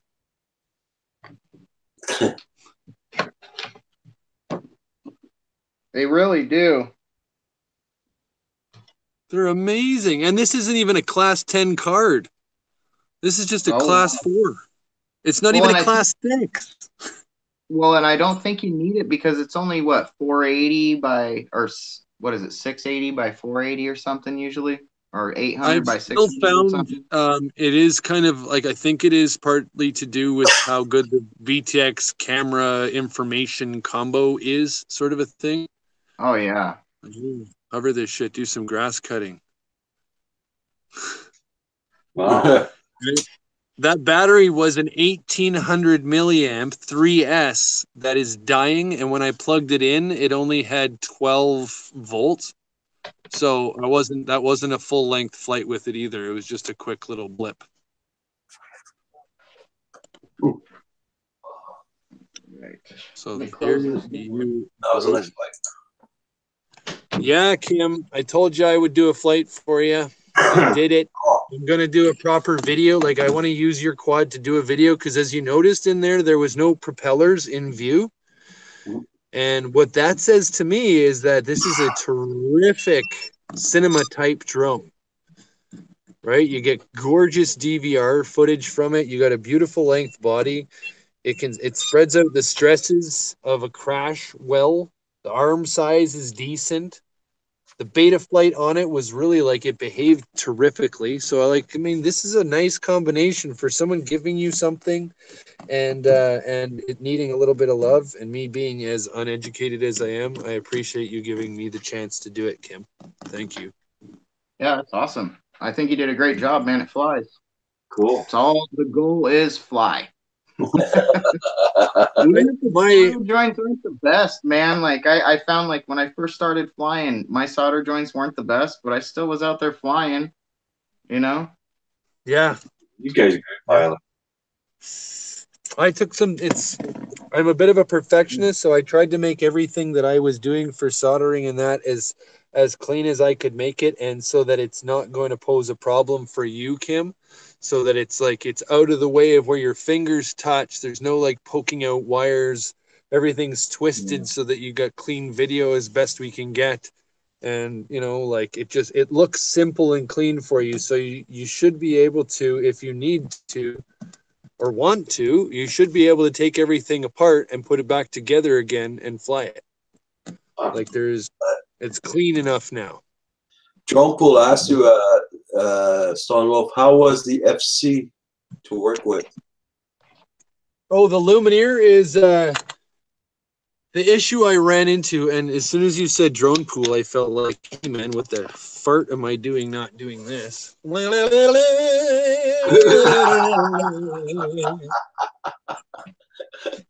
Thank you, Dan. Much appreciate the shirt, my friend. I am part of the pool now. I am a swimmer. I'm a swimming wolf.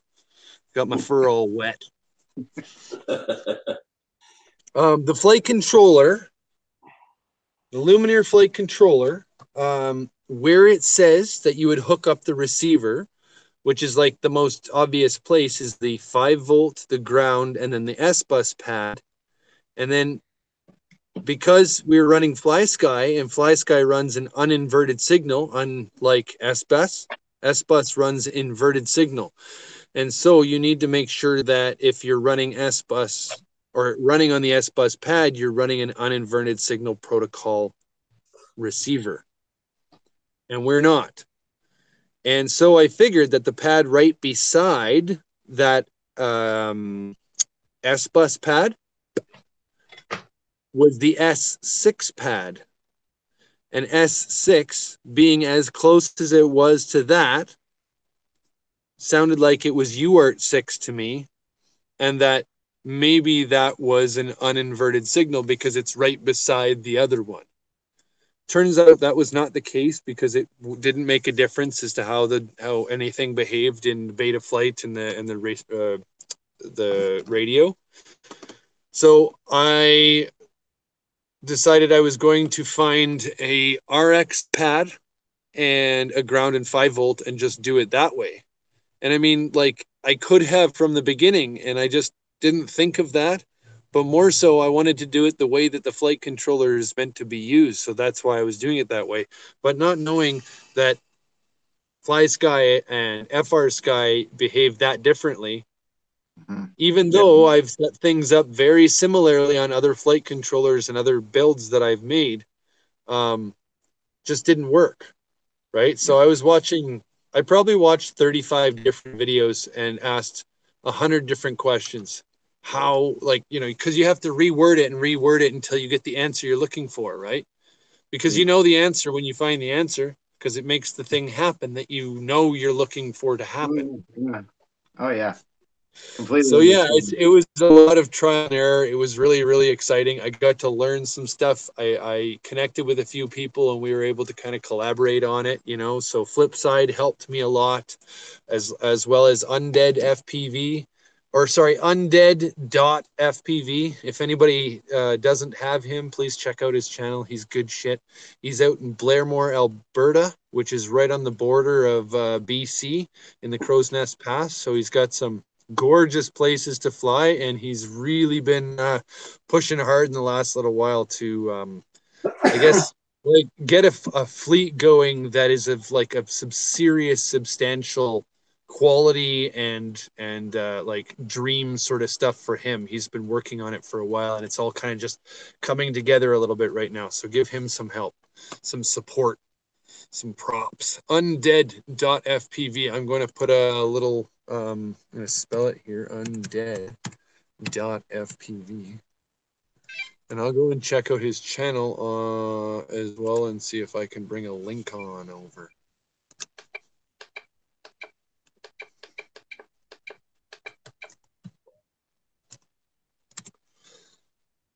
There he is. He's got a dabbing zombie.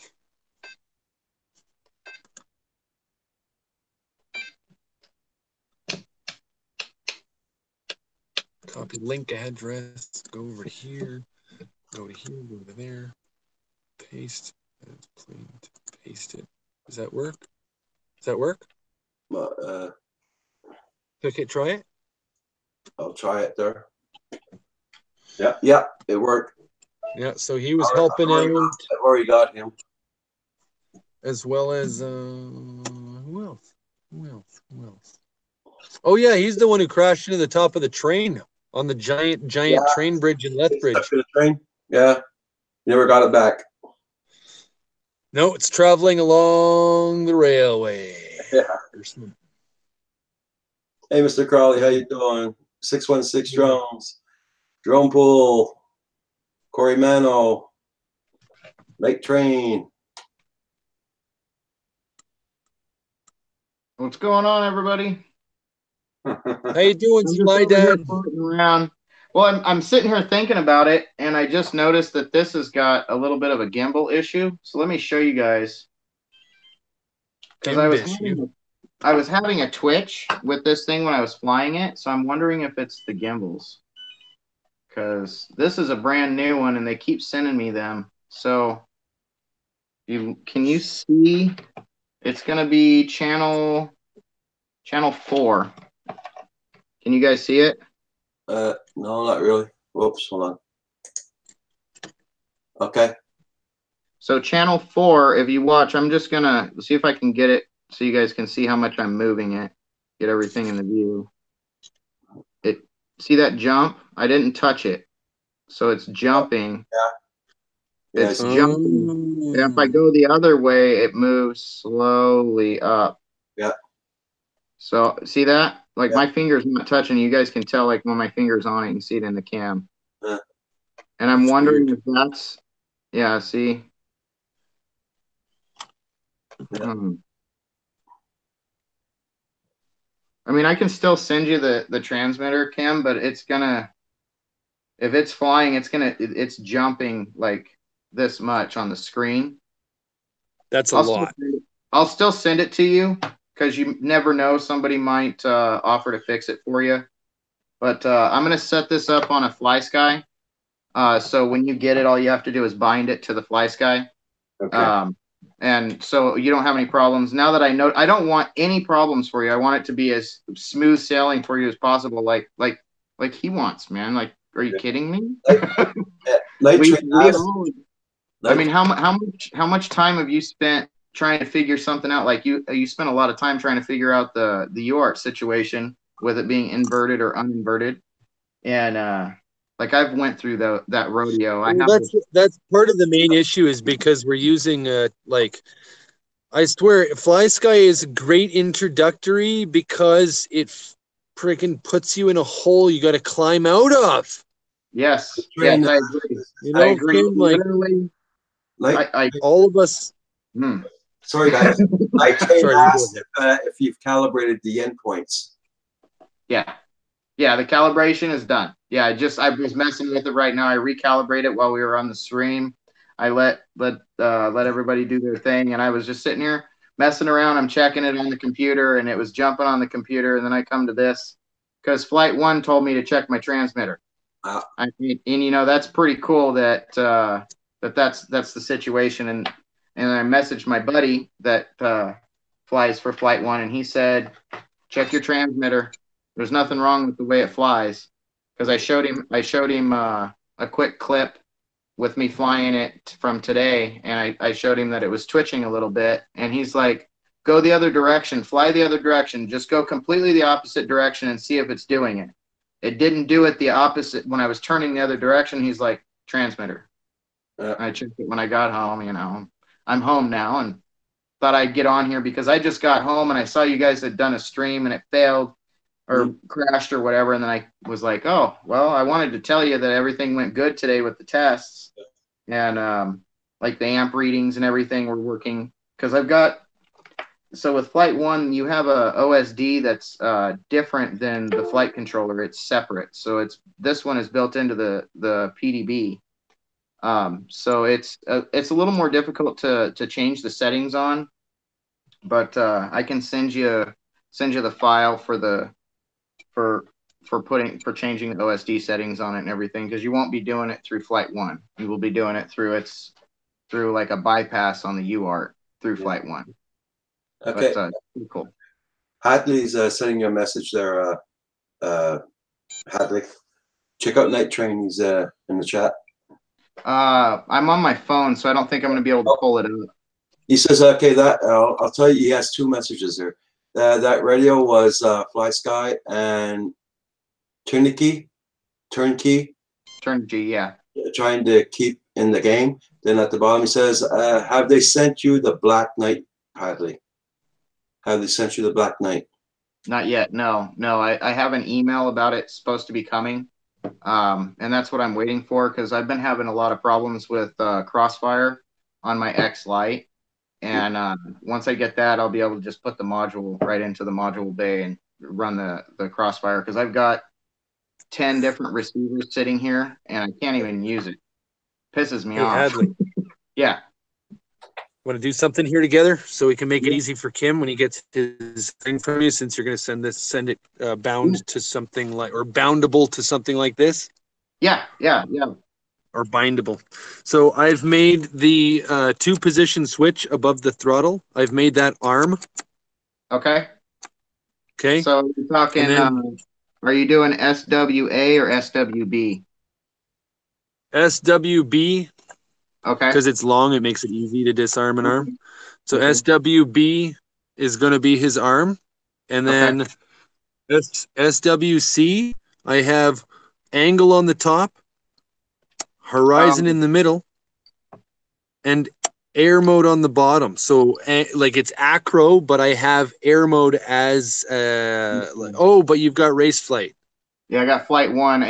I'll ask some people if I can put that on a switch. I saw it in some of the settings on there that you could put it on, but like I really don't want to put it on there for you, because like that's like the first thing that you got to stop flying is angle mode and horizon. You got to get that out of your system and just fly on the sim acro, and then pick up your quad. Like, get rid of angle mode altogether unless it's a whoop. Well, yeah, that might be the case, but it's like, as much as we want to tell someone to do that, they'll do that when they feel like it, right? So we got to make it available. Yeah, right? and that, So that's if you can, that's how I did it. Yeah, I don't know if I can. That's the other problem, is I saw it in the settings, but I have a feeling that you have to flash it with just that or just regular acro. I did see it on there. I'll see if I can set it up on a switch, and I'll ask my buddy from Flight 1. I already know what he's going to tell me. He's going to tell me not to even try. But I'll ask him for sure. That's the thing, is like, it's kind of, it's weird, because there's like, we know that acro is great. We got to use acro, right? But it's like, it doesn't even matter how much we tell someone that. Like, there is a point where they feel comfortable doing that and where they don't, and they have to have the choice. And if they don't, you put them into a corner, and we kind of like those people. Like, if that race flight guy wants to say that, you need to point that out to him and say, dude, if you want people to want to get into race flight, they're going to have options, and you can't be snobby about it. You can't be a Mr. Steele. You can't be a freaking, like, you can't be someone who like cordons themselves off because, if they're not going to buy the $700 quad, because that's what you're going to send Kim, is a quad there that's like $700, man. No, this is actually a super budget build. So I'll tell you, even if it was, it's still something that you could turn around and just sell to any numbskull for $700 and they'll buy it. Like, my very first quad was $650. I got a radio and a quad, and I couldn't frickin' put in batteries or a charger.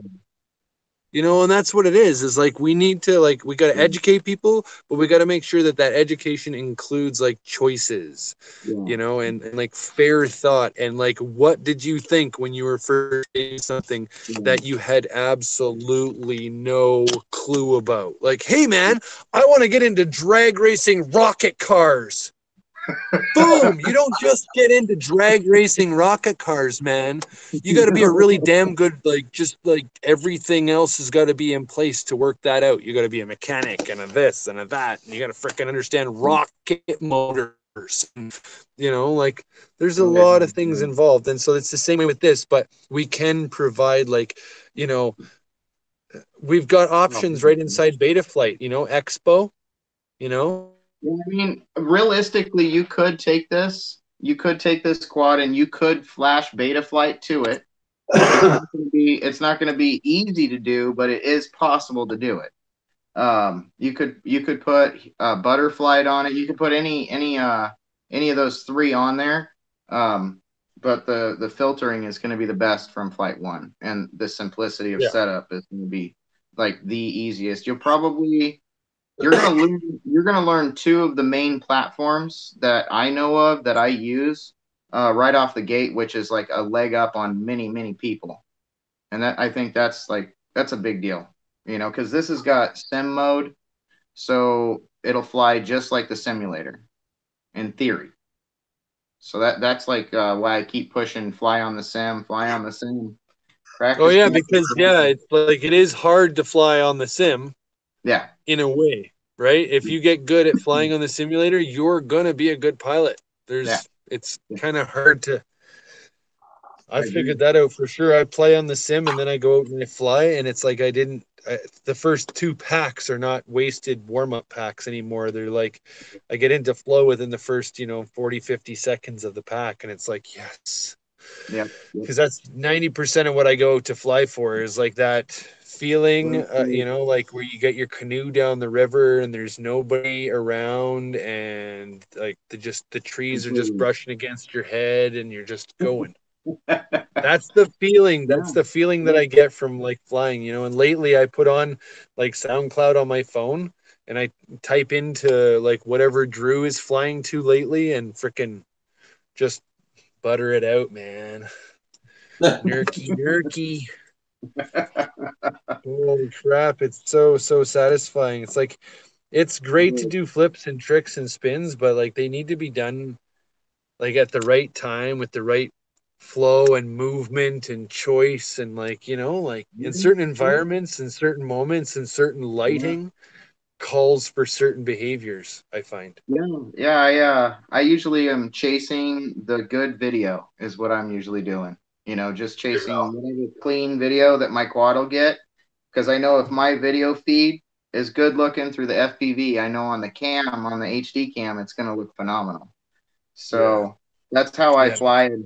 I kind of don't have an idea of what I'm doing when I go fly. Every flight I've ever done, it's just kind of, I'm going to listen to some music.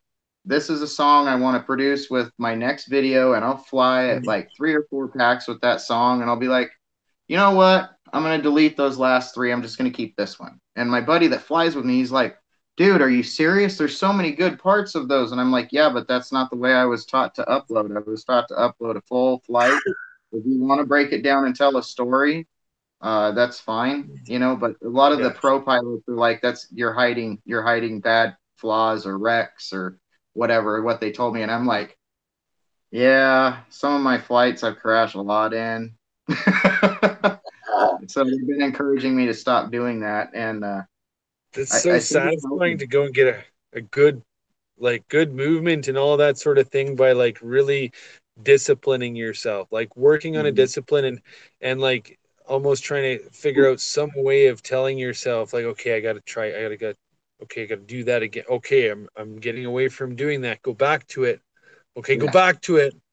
Like starting to pull out of the trees a little bit, and you're like, I wanted to fly in a treed spot, but now I'm over this big field. It's like, why did I want to go to the treed spot then?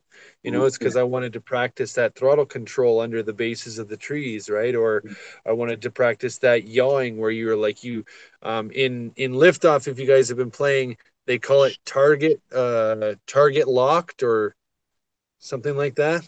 I love that. I love to just like, target lock something and then yaw around it. And like, or I'm like coming right at myself, but I'm off to the side, obviously, by like, just a quad width. And I just like, wah! And I like yaw past myself going like 1,000,000 miles an hour. And it just feels crazy in the goggles. Stonewolf, you want to read the chat a little bit, Stonewolf? Sorry. What did you say to me? Want to read the chat a little bit, what the quad trash is saying and the night train? Oh, hold on. I got top chat going on there. I hate that. Live chat. Okay. Quad thrash, once you're ready for this, music helps for flow. Yeah, totally. Target acquired. Okay, Alina, we have Stonewolf and we have Hadley's famous FPV. if you guys want to type something, Alina Ria Benina. I love that. That's a great name. Alia Ria Benina. Elena Ria Benina. Sorry.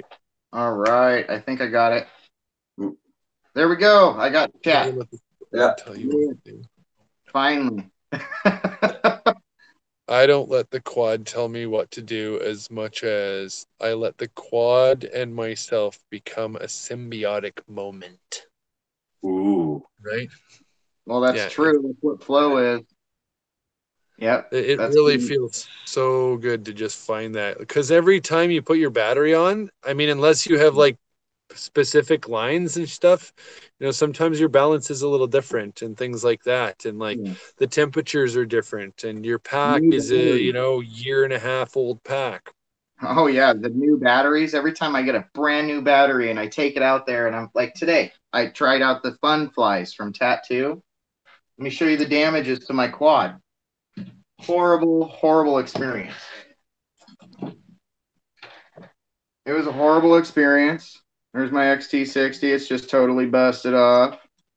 Like Oh, it's I've got 2 wires ripped off my flight controller in there. And yeah, you know, like I had to try out the packs because somebody said, will you try these and let me know what you think? And I'm like, I go to my usual spot where I go power loop trees to see if it's got enough gumption. And I know where I'm power looping, there's dirt that's got iron in it and there's concrete. So I know not to, but I still do it. You know what I mean? I still do it. I don't care. I hear you. Oh yeah, the battery got chopped up by the blades and caught on fire. It's out in the desert somewhere buried. Whatever. That's what happens. You know, sometimes things work out, sometimes they don't. Yeah, I hear you. It's weird. Dirt has been the least of my problems. Like, I honestly don't think I've had more than 2 or 3 dirt in the motor issues. And it's funny because I've landed in the snow a bunch of times and recently found footage of myself crashing in the snow with the Leader 120. Oh, my favorite quad right there, bro. That is my favorite. Yeah, dude. Yes. Yeah, you might have seen a bunch of my videos with this thing then. Yeah, Like, dude, yeah, there's nothing out there. playing Power with to it for weight years. ratio, durability factor, all the things combined, like behaves, great video, great distance, like freaking everything's good about I'll it. tell you how much I love mine. I got a custom little box I made to put it in. Oh, Foam. wow. Yeah, oh yeah. I fly. This goes in my bag everywhere I go, and my little screen. Oh, and you use 2-inch propellers instead of the 2.8s. I use 2.3s. I use the Vaughn Okay. Flow 2.3s, and this is like I was skipping across the ground and stuff today. It was so much fun with this. Like I got to get new packs. I had like six 450s from Tattoo, and they work great. But I've been not flying when I These go out little with the guns? bunch. No, I'm actually using. Let me see here. See if I can do A flat pack? it. Yes. Let me see if I can get it. Here we go. These guys. Okay, yeah. It's the same as basically as the one it came with. Yeah, but a 3 Right? cell. Yeah, but Okay, 3 cell. Yeah. So the one it Tell me. came with, I have the same thing. I've got a 650 3-cell, and it's like someone 5-minute like flight time. someone did a crazy thing, and they like this is a 3-cell 650 mAh, but it's the same exact size as my 500 mAh 2S. Yeah, that's So the confused. Tattoo right there for you, man. That's the way Tattoo is. Tattoo, But like they'll then pack in a lot more power in a little spot.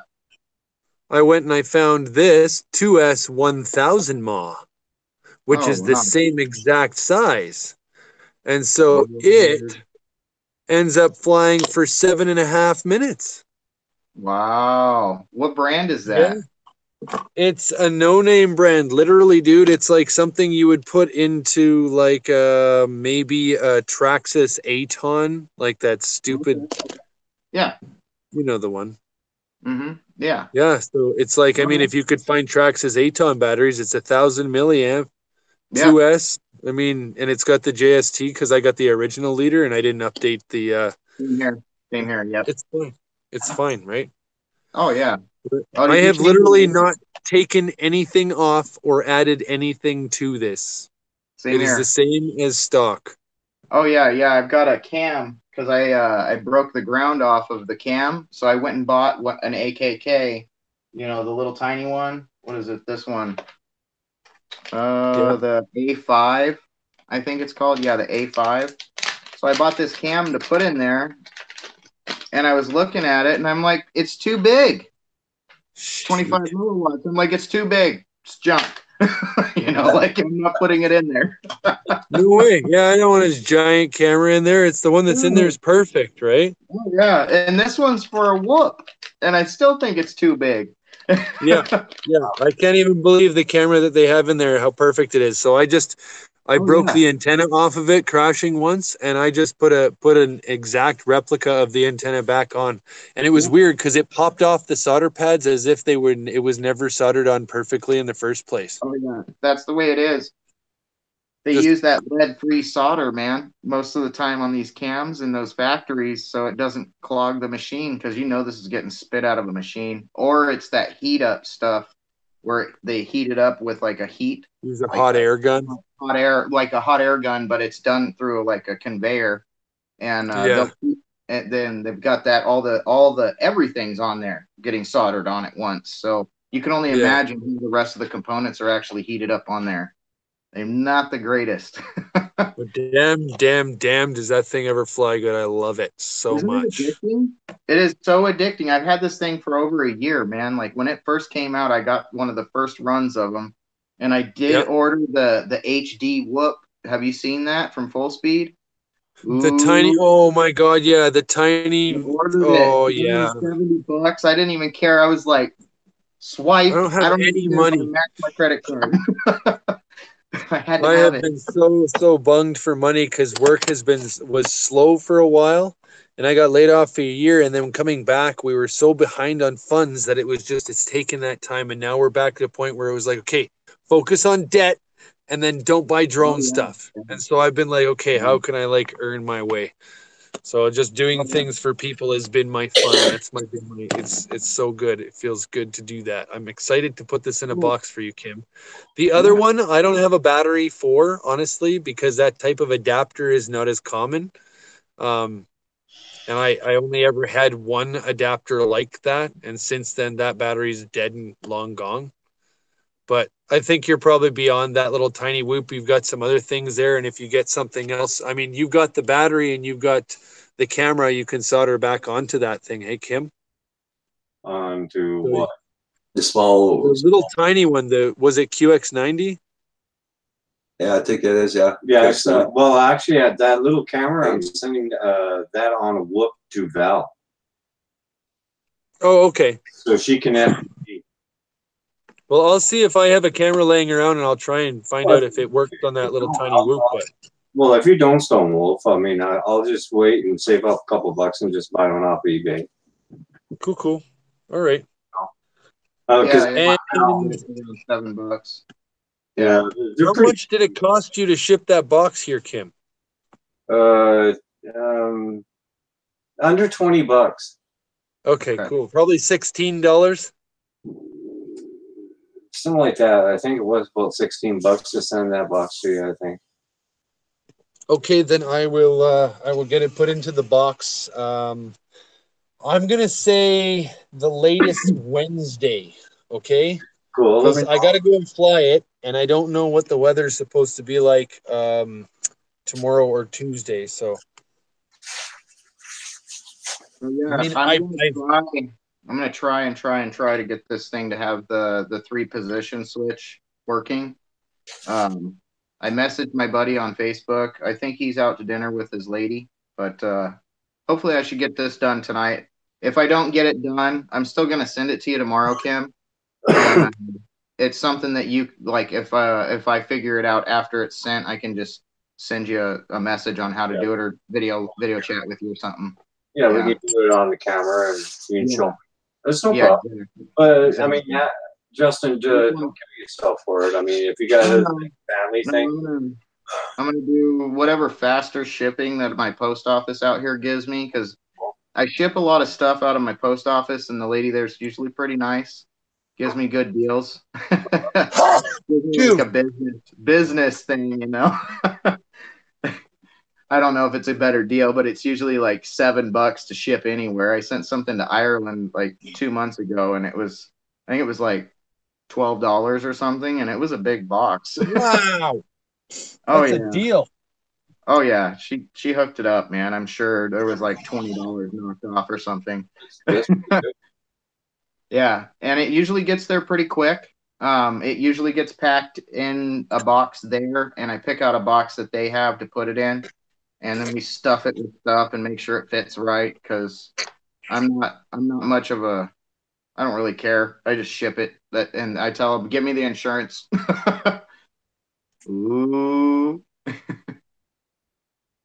Oh man. thanks, Hadley. Thanks a lot, Justin. You're welcome, man. You're welcome. Are you kidding me? Well, it took a few people because you live in Quebec and the future. I mean, it's difficult to do things like from the past to the future to the past to the future. Time machine gets really, really stressed out. But we got things figured out, Kim. Yeah. Yeah. Now, teamwork, man, we makes got to the figure dream out. work. I won't forget this, guys. We know you And won't. we'll look forward to definitely working with you on Hangouts in order to. What I was going to say is, sorry to get you kind of set up with understanding how to diagnose stuff in the future. So just make sure you use Hangouts to contact us when you can. Oh, Because definitely. I mean, it's on my cell phone, so I'll be able to answer it. Oh, I'll go to you guys. Don't worry. That's for sure. Awesome. Cause I want to learn. Yeah, and now you got to make sure you try and help somebody else. That's the big thing. Is like that's what this is all about. Is Yes. we want you to fly, and we want you to see the world from that perspective, and to feel that out of body experience, and to be in control in your own way. But once you start to feel in control, and you can start to take the wheel of the boat, start passing on the joy to other people, right? Yes, definitely. Yep. Drones are going And to it's change the world, man. I'm telling you. I keep saying it all the time because we all make friends with each other. If everybody was friendly with flying drones like we are now, do you think there would be war? No. We're not going to invade our homies over there. We all fly with them. Why would we do that? You know what I mean? exactly, and that's it. It's a worldwide thing. Like I know people in China, I know people all over the world, in Ireland and Scotland, and and like all down there in the States. Illinois, Idaho, so on and so forth, all over the place. Yeah. But Colorado Springs, Denver, Colorado. Yep. Yeah. Sorry, I'm late in the chat. This is Justin, Hadley's famous FPV in the black T-shirt. How's it going, guys? Elena wanted to know. And when Val's going across Canada, I was thinking when she does her trip, we got to seriously do a glom on sort of a thing. As she's going, we'll all kind of we'll start following behind her, and she pulls over the campsite, and we all rent the campsite, and then 3 or 4 people kind of come over, and then everybody continues, or a couple people trail off, right?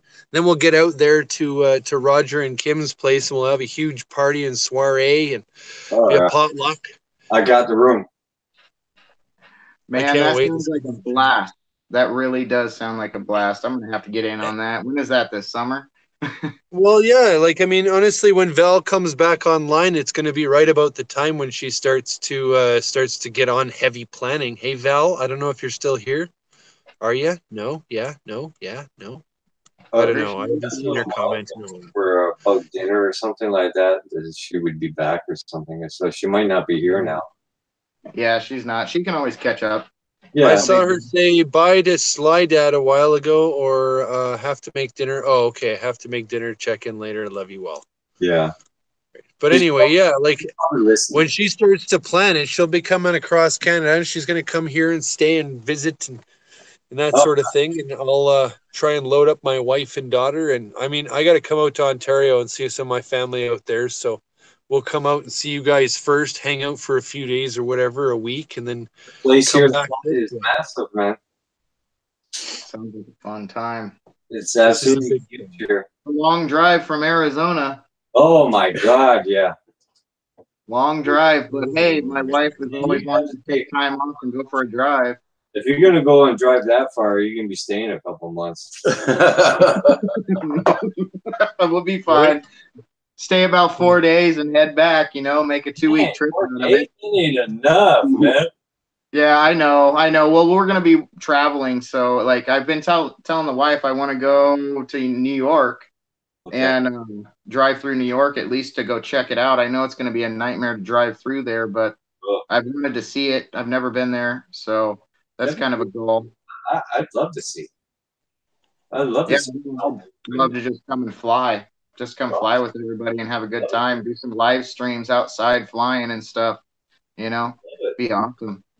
There's some places here like, woo, man, yeah. I can imagine. Aren't you guys up in the mountains? So to speak, it's like kind of like that, yeah. Like Montreal's way down there. And you're in the Appalachians? No. Are you near Mont Tremblant? No, it's the other side. We're not close to Mont Bromont, and we got Everest Cliff, Baldwin Mills, Mont Bromont? mountains over there. Bromont. Yeah. Mont Bromont. Bromont. Yeah. Mont Bromont. There's a bunch of extinct volcanoes around here you can fly. That's no good. We got Mount Saint Hilaire. We got quite a few mountains around here. Stinky volcanoes. That's dangerous. I just like to fly trees, man. That's like my biggest kick out of flying. Just power looping some big trees. Excuse me. Really big trees.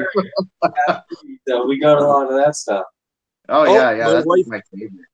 My wife's putting the baby to sleep, and I want to go kiss her before she falls asleep. So I'm gonna let you beautiful people take care of yourselves and Justin, I'm John Crush wants to know where you live in Arizona. I'm near Tucson. You can find packs like this. These are Enrich Power. I don't even know if that brand exists anymore. But 1800 mAh 3S Kim will fit and fly on your 4-inch, no problem. As long as they're like a lighter size 18. Okay. But most 13s are about the same size. So if you get at least a few of those, then you will be able to judge what size of an 1800 mAh you want. But I just wanted to show you what it looks like on the top of the quad because it fits beautifully, I think.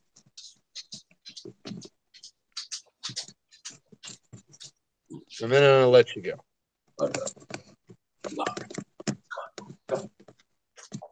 Chris, the dog wants to go out already. It's only 9:30. So, Drone Crush, do you plan on coming to visit your brother in Arizona? Ooh, Oh, cool. Yeah. All You know what I right. mean? It's like it's not big. It fits on there nicely. And that's what that flight was that you saw there was with the 1800 and it started with a low battery. So Dang. yeah, That's really it's cool. a beautiful drone, my friend. I'm really, really happy that you're going to have this in your possession. I'll see you guys soon. Have a beautiful evening. See you in the sky. Like, comment, and subscribe. Woo, woo. Thank you, Drone Pool. Don't I'll be forget right your back. drone retrieval unit. Mm, I gotta go get some juice for my mod. I'll be right back. Okay. Peace. Bye, Roger. Bye, See you, Kim. Saul. Take care. I need your guys' telephone number. So shoot me an email with your phone number in there and your address. Okay. And Ta-da! Well, Goodbye. bye. Hey Spencer, how you doing? Centroid, Ariel, Drone Crush, a 616. Sorry, guys. I Yeah. wasn't paying attention. It was just We were focused too much on the input live of the stream. two guys talking there. Yeah. It's like, ah. Night Train.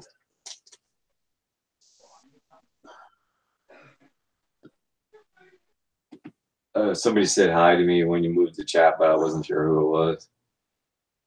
Oh, Spencer Sharp. Hey. All right, I'm back. I'm back. Yeah, welcome back. Man, Wolf has got a lot of energy, doesn't he? Oh, Centroid, yeah. It was quite a bit of a conversation for sure. It was fun, Drone Fun. Crush, cool. That's cool. I learned a lot. yeah, this is gonna be awesome, man. Far out. You're gonna love this. She's beautiful. Yeah, no, it's a good one. It's 200 milliwatt VTX on there, so you should be able to get some decent video. You're running Fat Shark teleporters. I think they are, yeah. Okay, so the screen on those is really, really small. Yeah. It's super tiny. I know Fat Shark is awesome for 'em being small, but upgrading to like a cheap box goggle might be the best idea for you in the future, Okay. for sure. Yeah, and they're inexpensive. I mean, like the Fat Sharks I just bought, those were like $400 without a module. You know that. Yeah. If you're addicted like I am and fly, you know, as much as I do, I would suggest it. Especially like I don't show a lot of the places I go fly because I'm not supposed to fly there. Okay. But I backpack in with my friends and go to places we're not supposed to go fly, and I don't show the footage to anybody. But the Fat Sharks really come in handy being so small to go into those places, you know. And if you're just flying at home or whatever, you know, the real big screen on a box goggle sometimes is really, really freeing, you know, because I borrowed box goggles from my friend and I couldn't believe how good I could see because Well, yeah, I've only Field flown of view. with Fat Sharks, you know. Yeah, because if the Fat Sharks only have a small view, you only see that Yeah. square area. But with the bigger goggles, you see that bigger field of view. Mhm. Yeah, and you feel more in like a cockpit instead of sitting at the back of the room looking out the window. Yeah. You know? Yeah. That's when I bought the ones that I have because I bought the T2s because they have a 50-degree field of view, and that really it's cool. The 50 degrees it's quite a bit of view, but still the box goggles was still bigger, you Yeah. know. Yeah. And I think he has the Vipers. They're like a white and black, and I know they're really cool because you can take the screen off and use it as like a FPV monitor as well.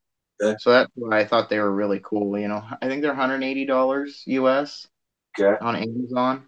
So I don't know how much you probably find them cheaper on eBay. I think that's what Drone Pool bought, the Vipers.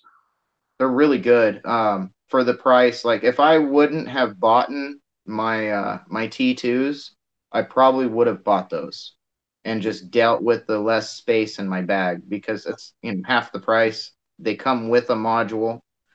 I'm kind of a sucker for anything that has to do with a monitor, you know, because if I can just set something here and do something, you know.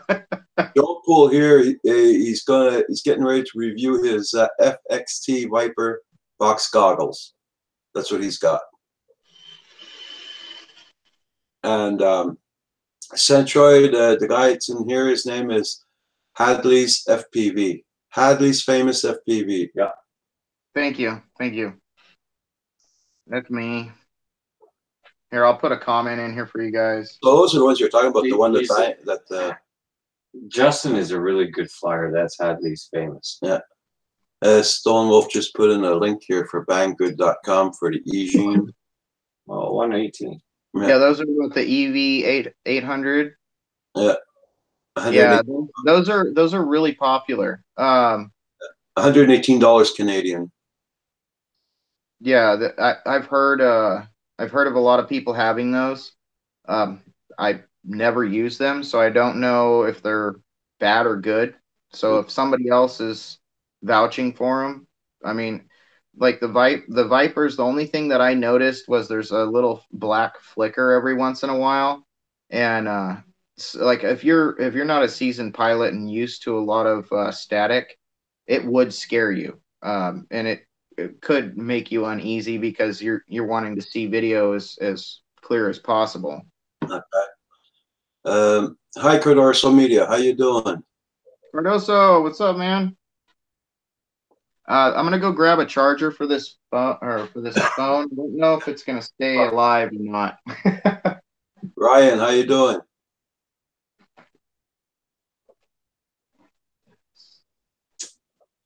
Your nuts came in, Ryan? Okay.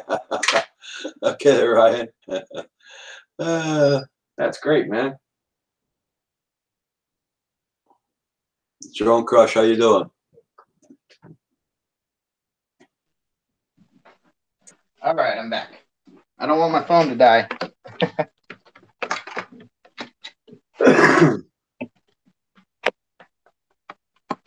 The joys of listening to live stream when you're out flying ends up killing your phone. Oh yeah. There you go. Wolf FPV, how you doing? Wolf FPV, he's a young lad. He's 16 years old and he's flying like anything. Yeah, he flies like crazy. Yeah, the younger group, man, they've got way faster reaction times. They're going to be great pilots, you know. Yeah, we have old and crickety fingers. Yeah.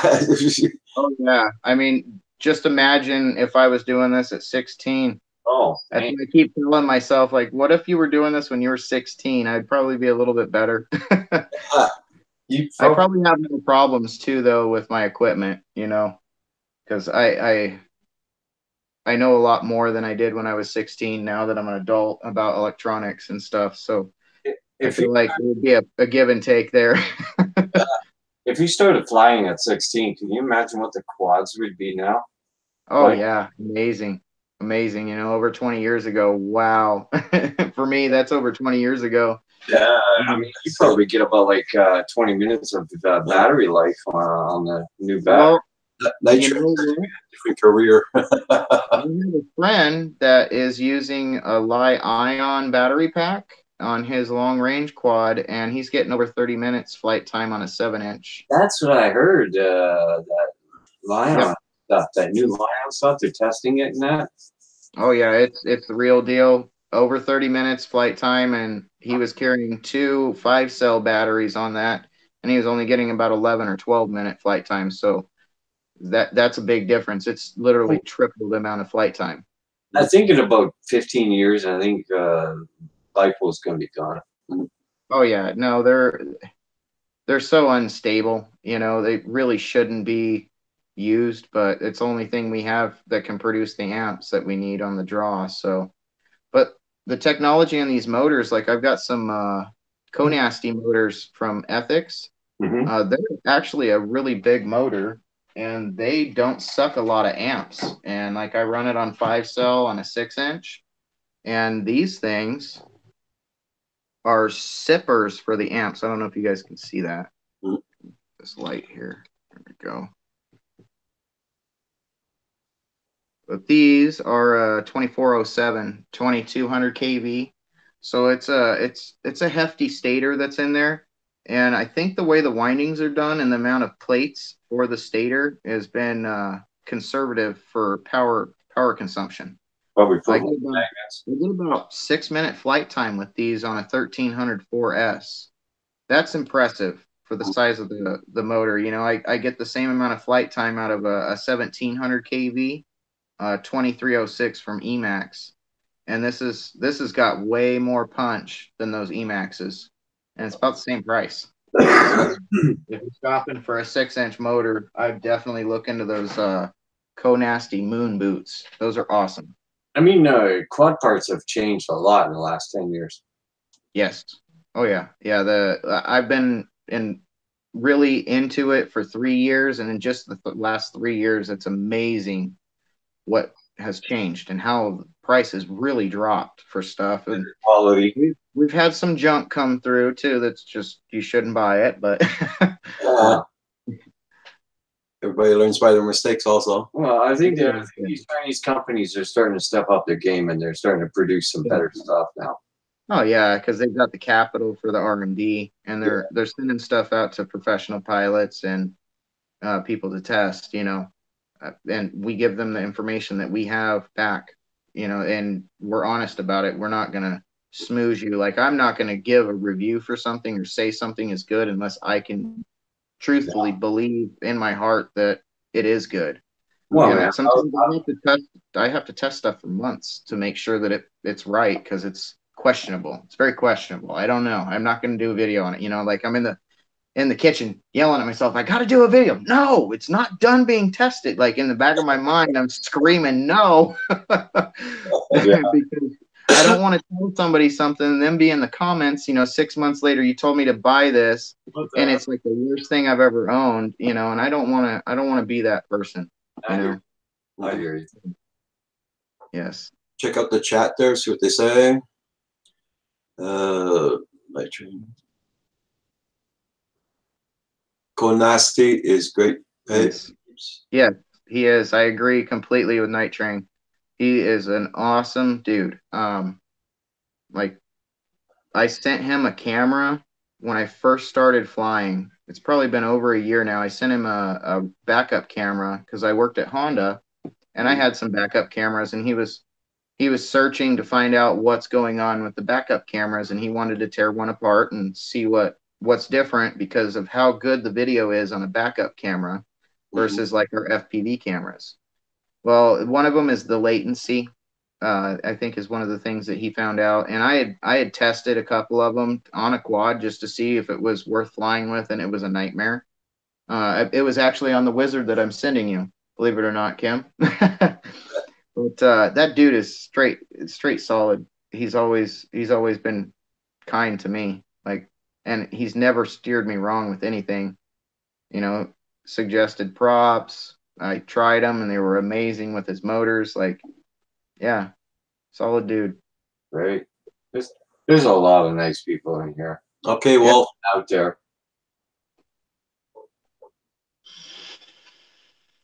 Yeah, I like his builds too, Night Train. I really want to get one of his frames. It's just too much money. I can't afford it right now.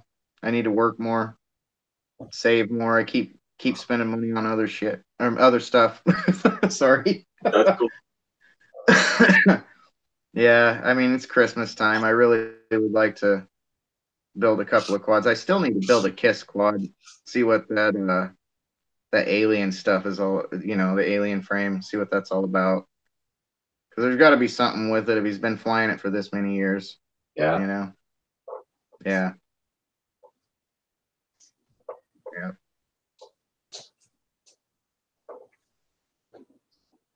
Yeah, the things are evolving so fast. I agree. Yeah. Brian, that's very true.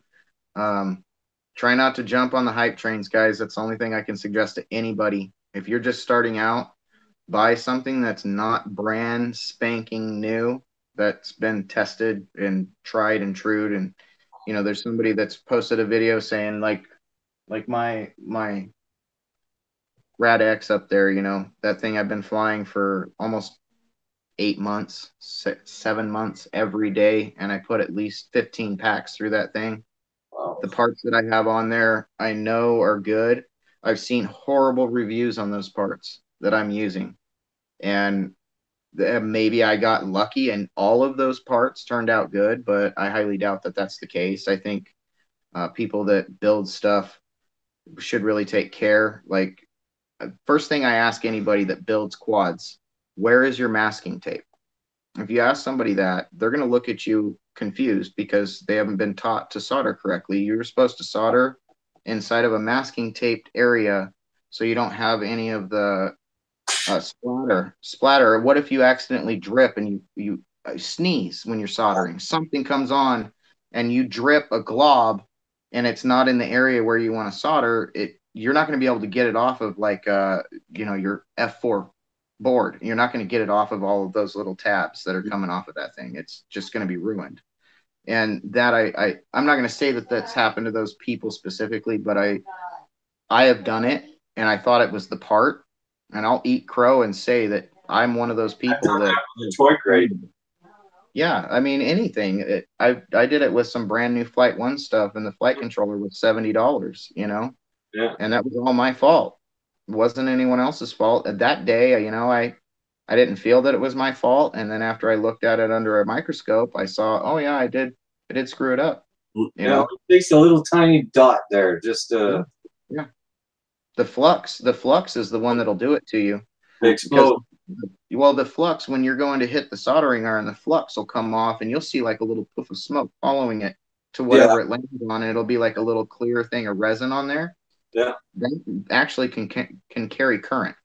And if you've got a sensor tab, and then you've got a current tab, and there is just that small amount of current, it can burn up that sensor. So yeah, there's so many things that you could do wrong to the boards just by soldering. You know, I've got a board over here where I was just soldering it up, and I was like, well, poop, throw it in the trash because I just ruined it. I even go as far as using. You ever seen those little aluminum like grips? Yeah. I even use them to keep heat off of parts I don't want the heat to get to when I'm soldering. Yeah. Like I have an XT60 that I've got a heat sink on for when I'm connecting the power leads. Like some of my quads, I'll put a 12 gauge wire for the power lead. Ooh. And those are the ones that run 6S, you know, and I want to make sure that the wire doesn't get hot. I don't want any resistance when I'm flying. Yeah. And it gets so hot when by the time you've got it all tenned up, because it's, you know, I crank mine up to like, I don't know, 900 or something that it says on my soldering station. Well, it's a thick gauge. Yeah, and it's screaming hot, and you know that I've seen the plastic melt on some of my XT60s. You know, Light Train says I bet $500 worth of bad shit from soldering or miswiring stuff. Ooh. Yeah, I've got a video showing how I put a receiver in a Hawk 5 to change it from being FR Sky to Fly Sky. And I show everybody in that video to tape off everything with masking tape to make sure that you don't make a mistake.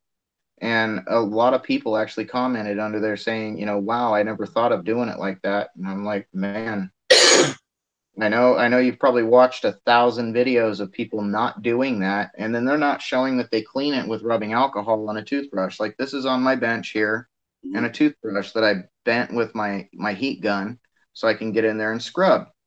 And this is what I do with everything after I'm done. And there's times where I'll scrub it 2-3 times. I'll let it sit for an hour and come back and scrub it again. Let it sit for an hour, scrub it again. And I'm careful of the wires. And there's a reason that I'll do it 3 times because I'm not pushing real hard, scrubbing it like, you know, you're trying to scrub the grout in your bathroom. But no, I've had it where I've pulled the shielding off of the wires from pushing too hard when you're scrubbing. And then that arcs on a pad, like say it's folded over another pad, and it touches that, you know, because you damage the shielding. So building it's something you just need to pay very close attention and look at every wire, make sure every wire looks good. And like Kim, I know you'll be able to do it. You seem like a pretty calm dude. Whatever helps you calm down, keep your hands somewhat calm. It's the number one thing. Keeping like your wrists rested on something when you're going to go solder. If you could rest your hand down and just twist your arm in, that's like, I've soldered some stuff for like FR Sky. I put RSSI jumpers from the RSSI pad on the flight controller to a certain diode that's inside of like the heat shield on a Fly Sky receiver. Like what is it, the A6? I might have one laying here actually. I was just cleaning my bench, unless I threw it in the trash. Okay, but I had soldered it on there, you know, and that is like super tiny. That's like the hardest soldering job I've ever done. I did like 4 of them in a row and just knocked them out. You can read up in the chat a little bit there what the guys are saying. So Cardoso. Good night, Cardoso. Have Thanks a good one. Man. Take care, Godoso. Yeah, I don't know what's going on here. It looks like I'm. A friend that has issues soldering. If I can, I go do it for him. But he is stubborn. He won't ask for help. Oh, yeah, yeah. He That's, does a lot of soldering. He does a hell of a lot. So he's yeah, really good at it. I like to solder and tinker and stuff. And Okay, S6212. I will check out that video. You got to post it. Did you have it posted or on the YouTube? Or okay, I'll check it out. Or when we talk again. See him go through stuff too. Well, tight spots. We're going to be getting off here around 10 o'clock, everybody, because I was supposed to stay on only until 8 o'clock. yeah, but this is interesting as hell. That's why. Okay. I mean, I'm like a sponge right now, just sucking all this information up. here in about 4 minutes, I got to find out who the winner is of that friendly game of quad that they're doing on Instagram. We'll hang on for that 4 minutes for sure. Yeah, I'm curious to see. I'm just curious to see who said who's the winner. You know, because I know the trick that I did and the trick that the guy did. I put a little more flavor on it, but I did do what he said. It's a split S, and I did it like a 3-inch drop in the split S around a branch on a tree. So I'm hoping I won. I did it like 20 times, and then I finally turned my DVR on and caught it. No, I hate that when you go to record and realize you didn't turn anything on. Oh yeah, it happened to me today like a bunch. Or you leave like when you get an HD camera, Kim, and you're doing that. I can't wait for you to have the. I forgot to turn the stabilization off. It looks all jello-y. Oh God, that makes me so mad. I'm like, look at all this footage. I was orbiting this cactus inches away, but it's glitching. Oh yeah, yeah, yeah. That's definitely one of those things that. West Poseid won the stew video contest. Epic. Oh, Was that the one you're waiting for? I won. I won it. Here, I'll show you guys. Yep, I won. Here, I'll show you. Can you guys see it? Right here. oh, you did. I did. I won. Congrats. Thank you. So this week I get to pick the challenge. I get to produce a video by Wednesday. So if anybody wants to enter this, like I'm not going to put a really hard trick out there. I'm gonna do something that's really simple. I already know exactly what I'm gonna do. I already did the video of it today. So just in case I had won. So it's something super simple. If any of you guys that fly, you want to get in on this, Bad Mech Aaron is the guy on Instagram. BADMECHAARON on Instagram. He's the person that hosts it. And I think anybody that's just getting into flying, there's a lot of flyers that you're not going to try to do these tricks unless you're challenged. And I think it's great. So I'm going to do something really simple. And if you do mess up, it's not going to damage your quad. So my next challenge, I'll have it out by Wednesday at 8 p.m. Arizona time. So 9 p.m. Central time in the U.S. So cool. I'm super stoked, man. I'm going to go edit that video tonight while everybody's asleep. Good thing. Night Train just following trick challenge. Yeah, it's basically like the game of horse. So each week, somebody wins, and then they produce their video, and then everybody does the challenge, and whoever does it the best is the one that wins. So that's what it's going to be. It's going to be a challenge where I think the host is the one that picks the winner. So it's not like subject to the person that just won. So it sticks around the group. And that's what the whole goal is to help everybody get a little better and try a trick. You know, when I first saw it, there was like a power loop thing that they were doing. And instead of going all the way around at the top, they were just rolling back over. And flying out of it. So you could get used to that loop part, because trust me, once you do that, it's going to be scary the first time you do your first power loop, because all you see is the sky and you're hoping for the ground to come, and you're not going to be right on top of it and dive right into the ground. Yeah. So yeah, it's definitely awesome. The power loop challenge, I think, was it could have been rough for some of the pilots. My first power loop did not go well. I did crash. I didn't break anything, but I did break some props, you know. Night Train's asking if you got a link for the page. You know what? I'm gonna see if I can get one here on the let's see here. It's red.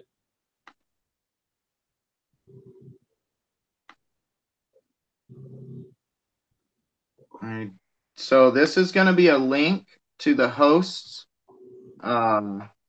page. And then you guys can go from there. Dive down the rabbit hole, guys. There it is. Nothing wrong with diving down the rabbit hole of fun, because having a purpose when you go out and fly, even though it might be just a moment, you know, sometimes feels like you've got a small goal and you're going to go accomplish it, and might give you something to talk about all week. You never know. Mm-hmm. Yeah. Yeah. Well, congrats on your winning. Cool. Oh, thank you. Night Train, those Matty flips, that's crazy. No, thank you.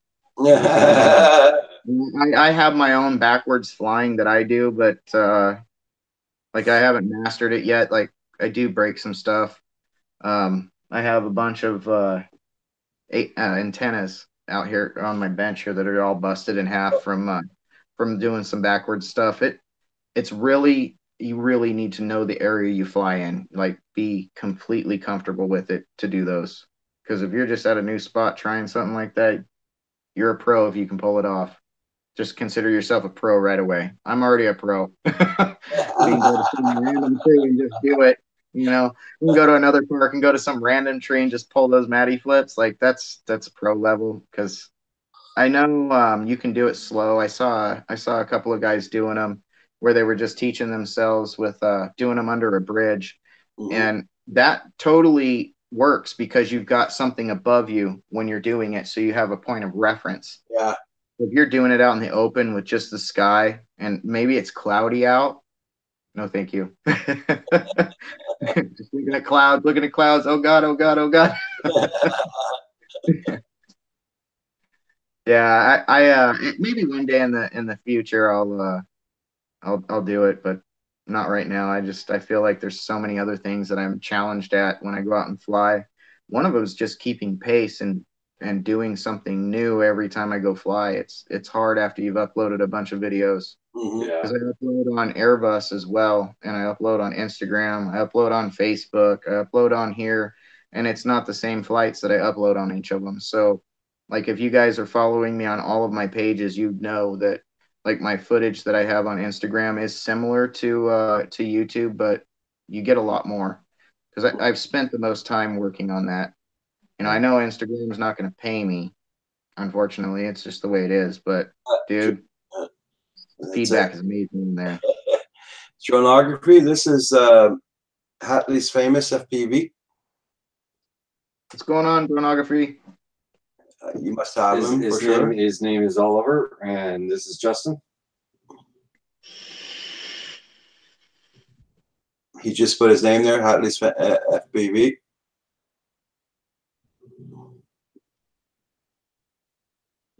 Night Train, I agree, man. I've got all these spots that I love to go fly, and most of my group they're scattered about. Like some of them work nights, some of them work days. Like, and some of the pilots, man, that I have a chance to fly with, like I just need to drive 5 hours and I can go fly with Sean Taylor, you know, and he has a lot of racing events. Man, he was the first person I flew night with, like doing a night flight with Christian, Cine FPV, and Cine FPV is like best friends with Sean Taylor. And that guy, that blew my mind watching him fly in person, like full speed everywhere he went. He broke out prototype stuff, and he's like, yeah, this is some new prototype stuff. It's junk. And I'm like, that looks so cool. And he's all, yeah, it's It's better, it's lighter, but it's still got the problems the other one does. And I'm like, wow, you know, I was totally like goosebumps, you know. That was one of those famous people that I didn't know was famous at the time when I met him. So with him being actually famous like he is in the FPV community, you know, I had no clue. I had no clue. I was just going to go fly with my buddy Christian, which is friends with my wife's brother. I knew he was a pro pilot, but I didn't know like what level of pro pilot. So it was, you know, one day I was sitting there and I'm like online, I'm like, oh my God, wait, what? And I'm like, Summer, look at this. And she's all, you went and flew with him? And I'm like, yeah, he like DRL, DR1. Like this guy's famous in the FPV industry. And she's all, really? And I was like, wow, I didn't even know. I just talked to him like a normal person, you know, another guy flying that was an amazing pilot. And you probably like that too. Yeah, I'm sure he did. I try not to treat anybody any different, man. They're just another person like you and me.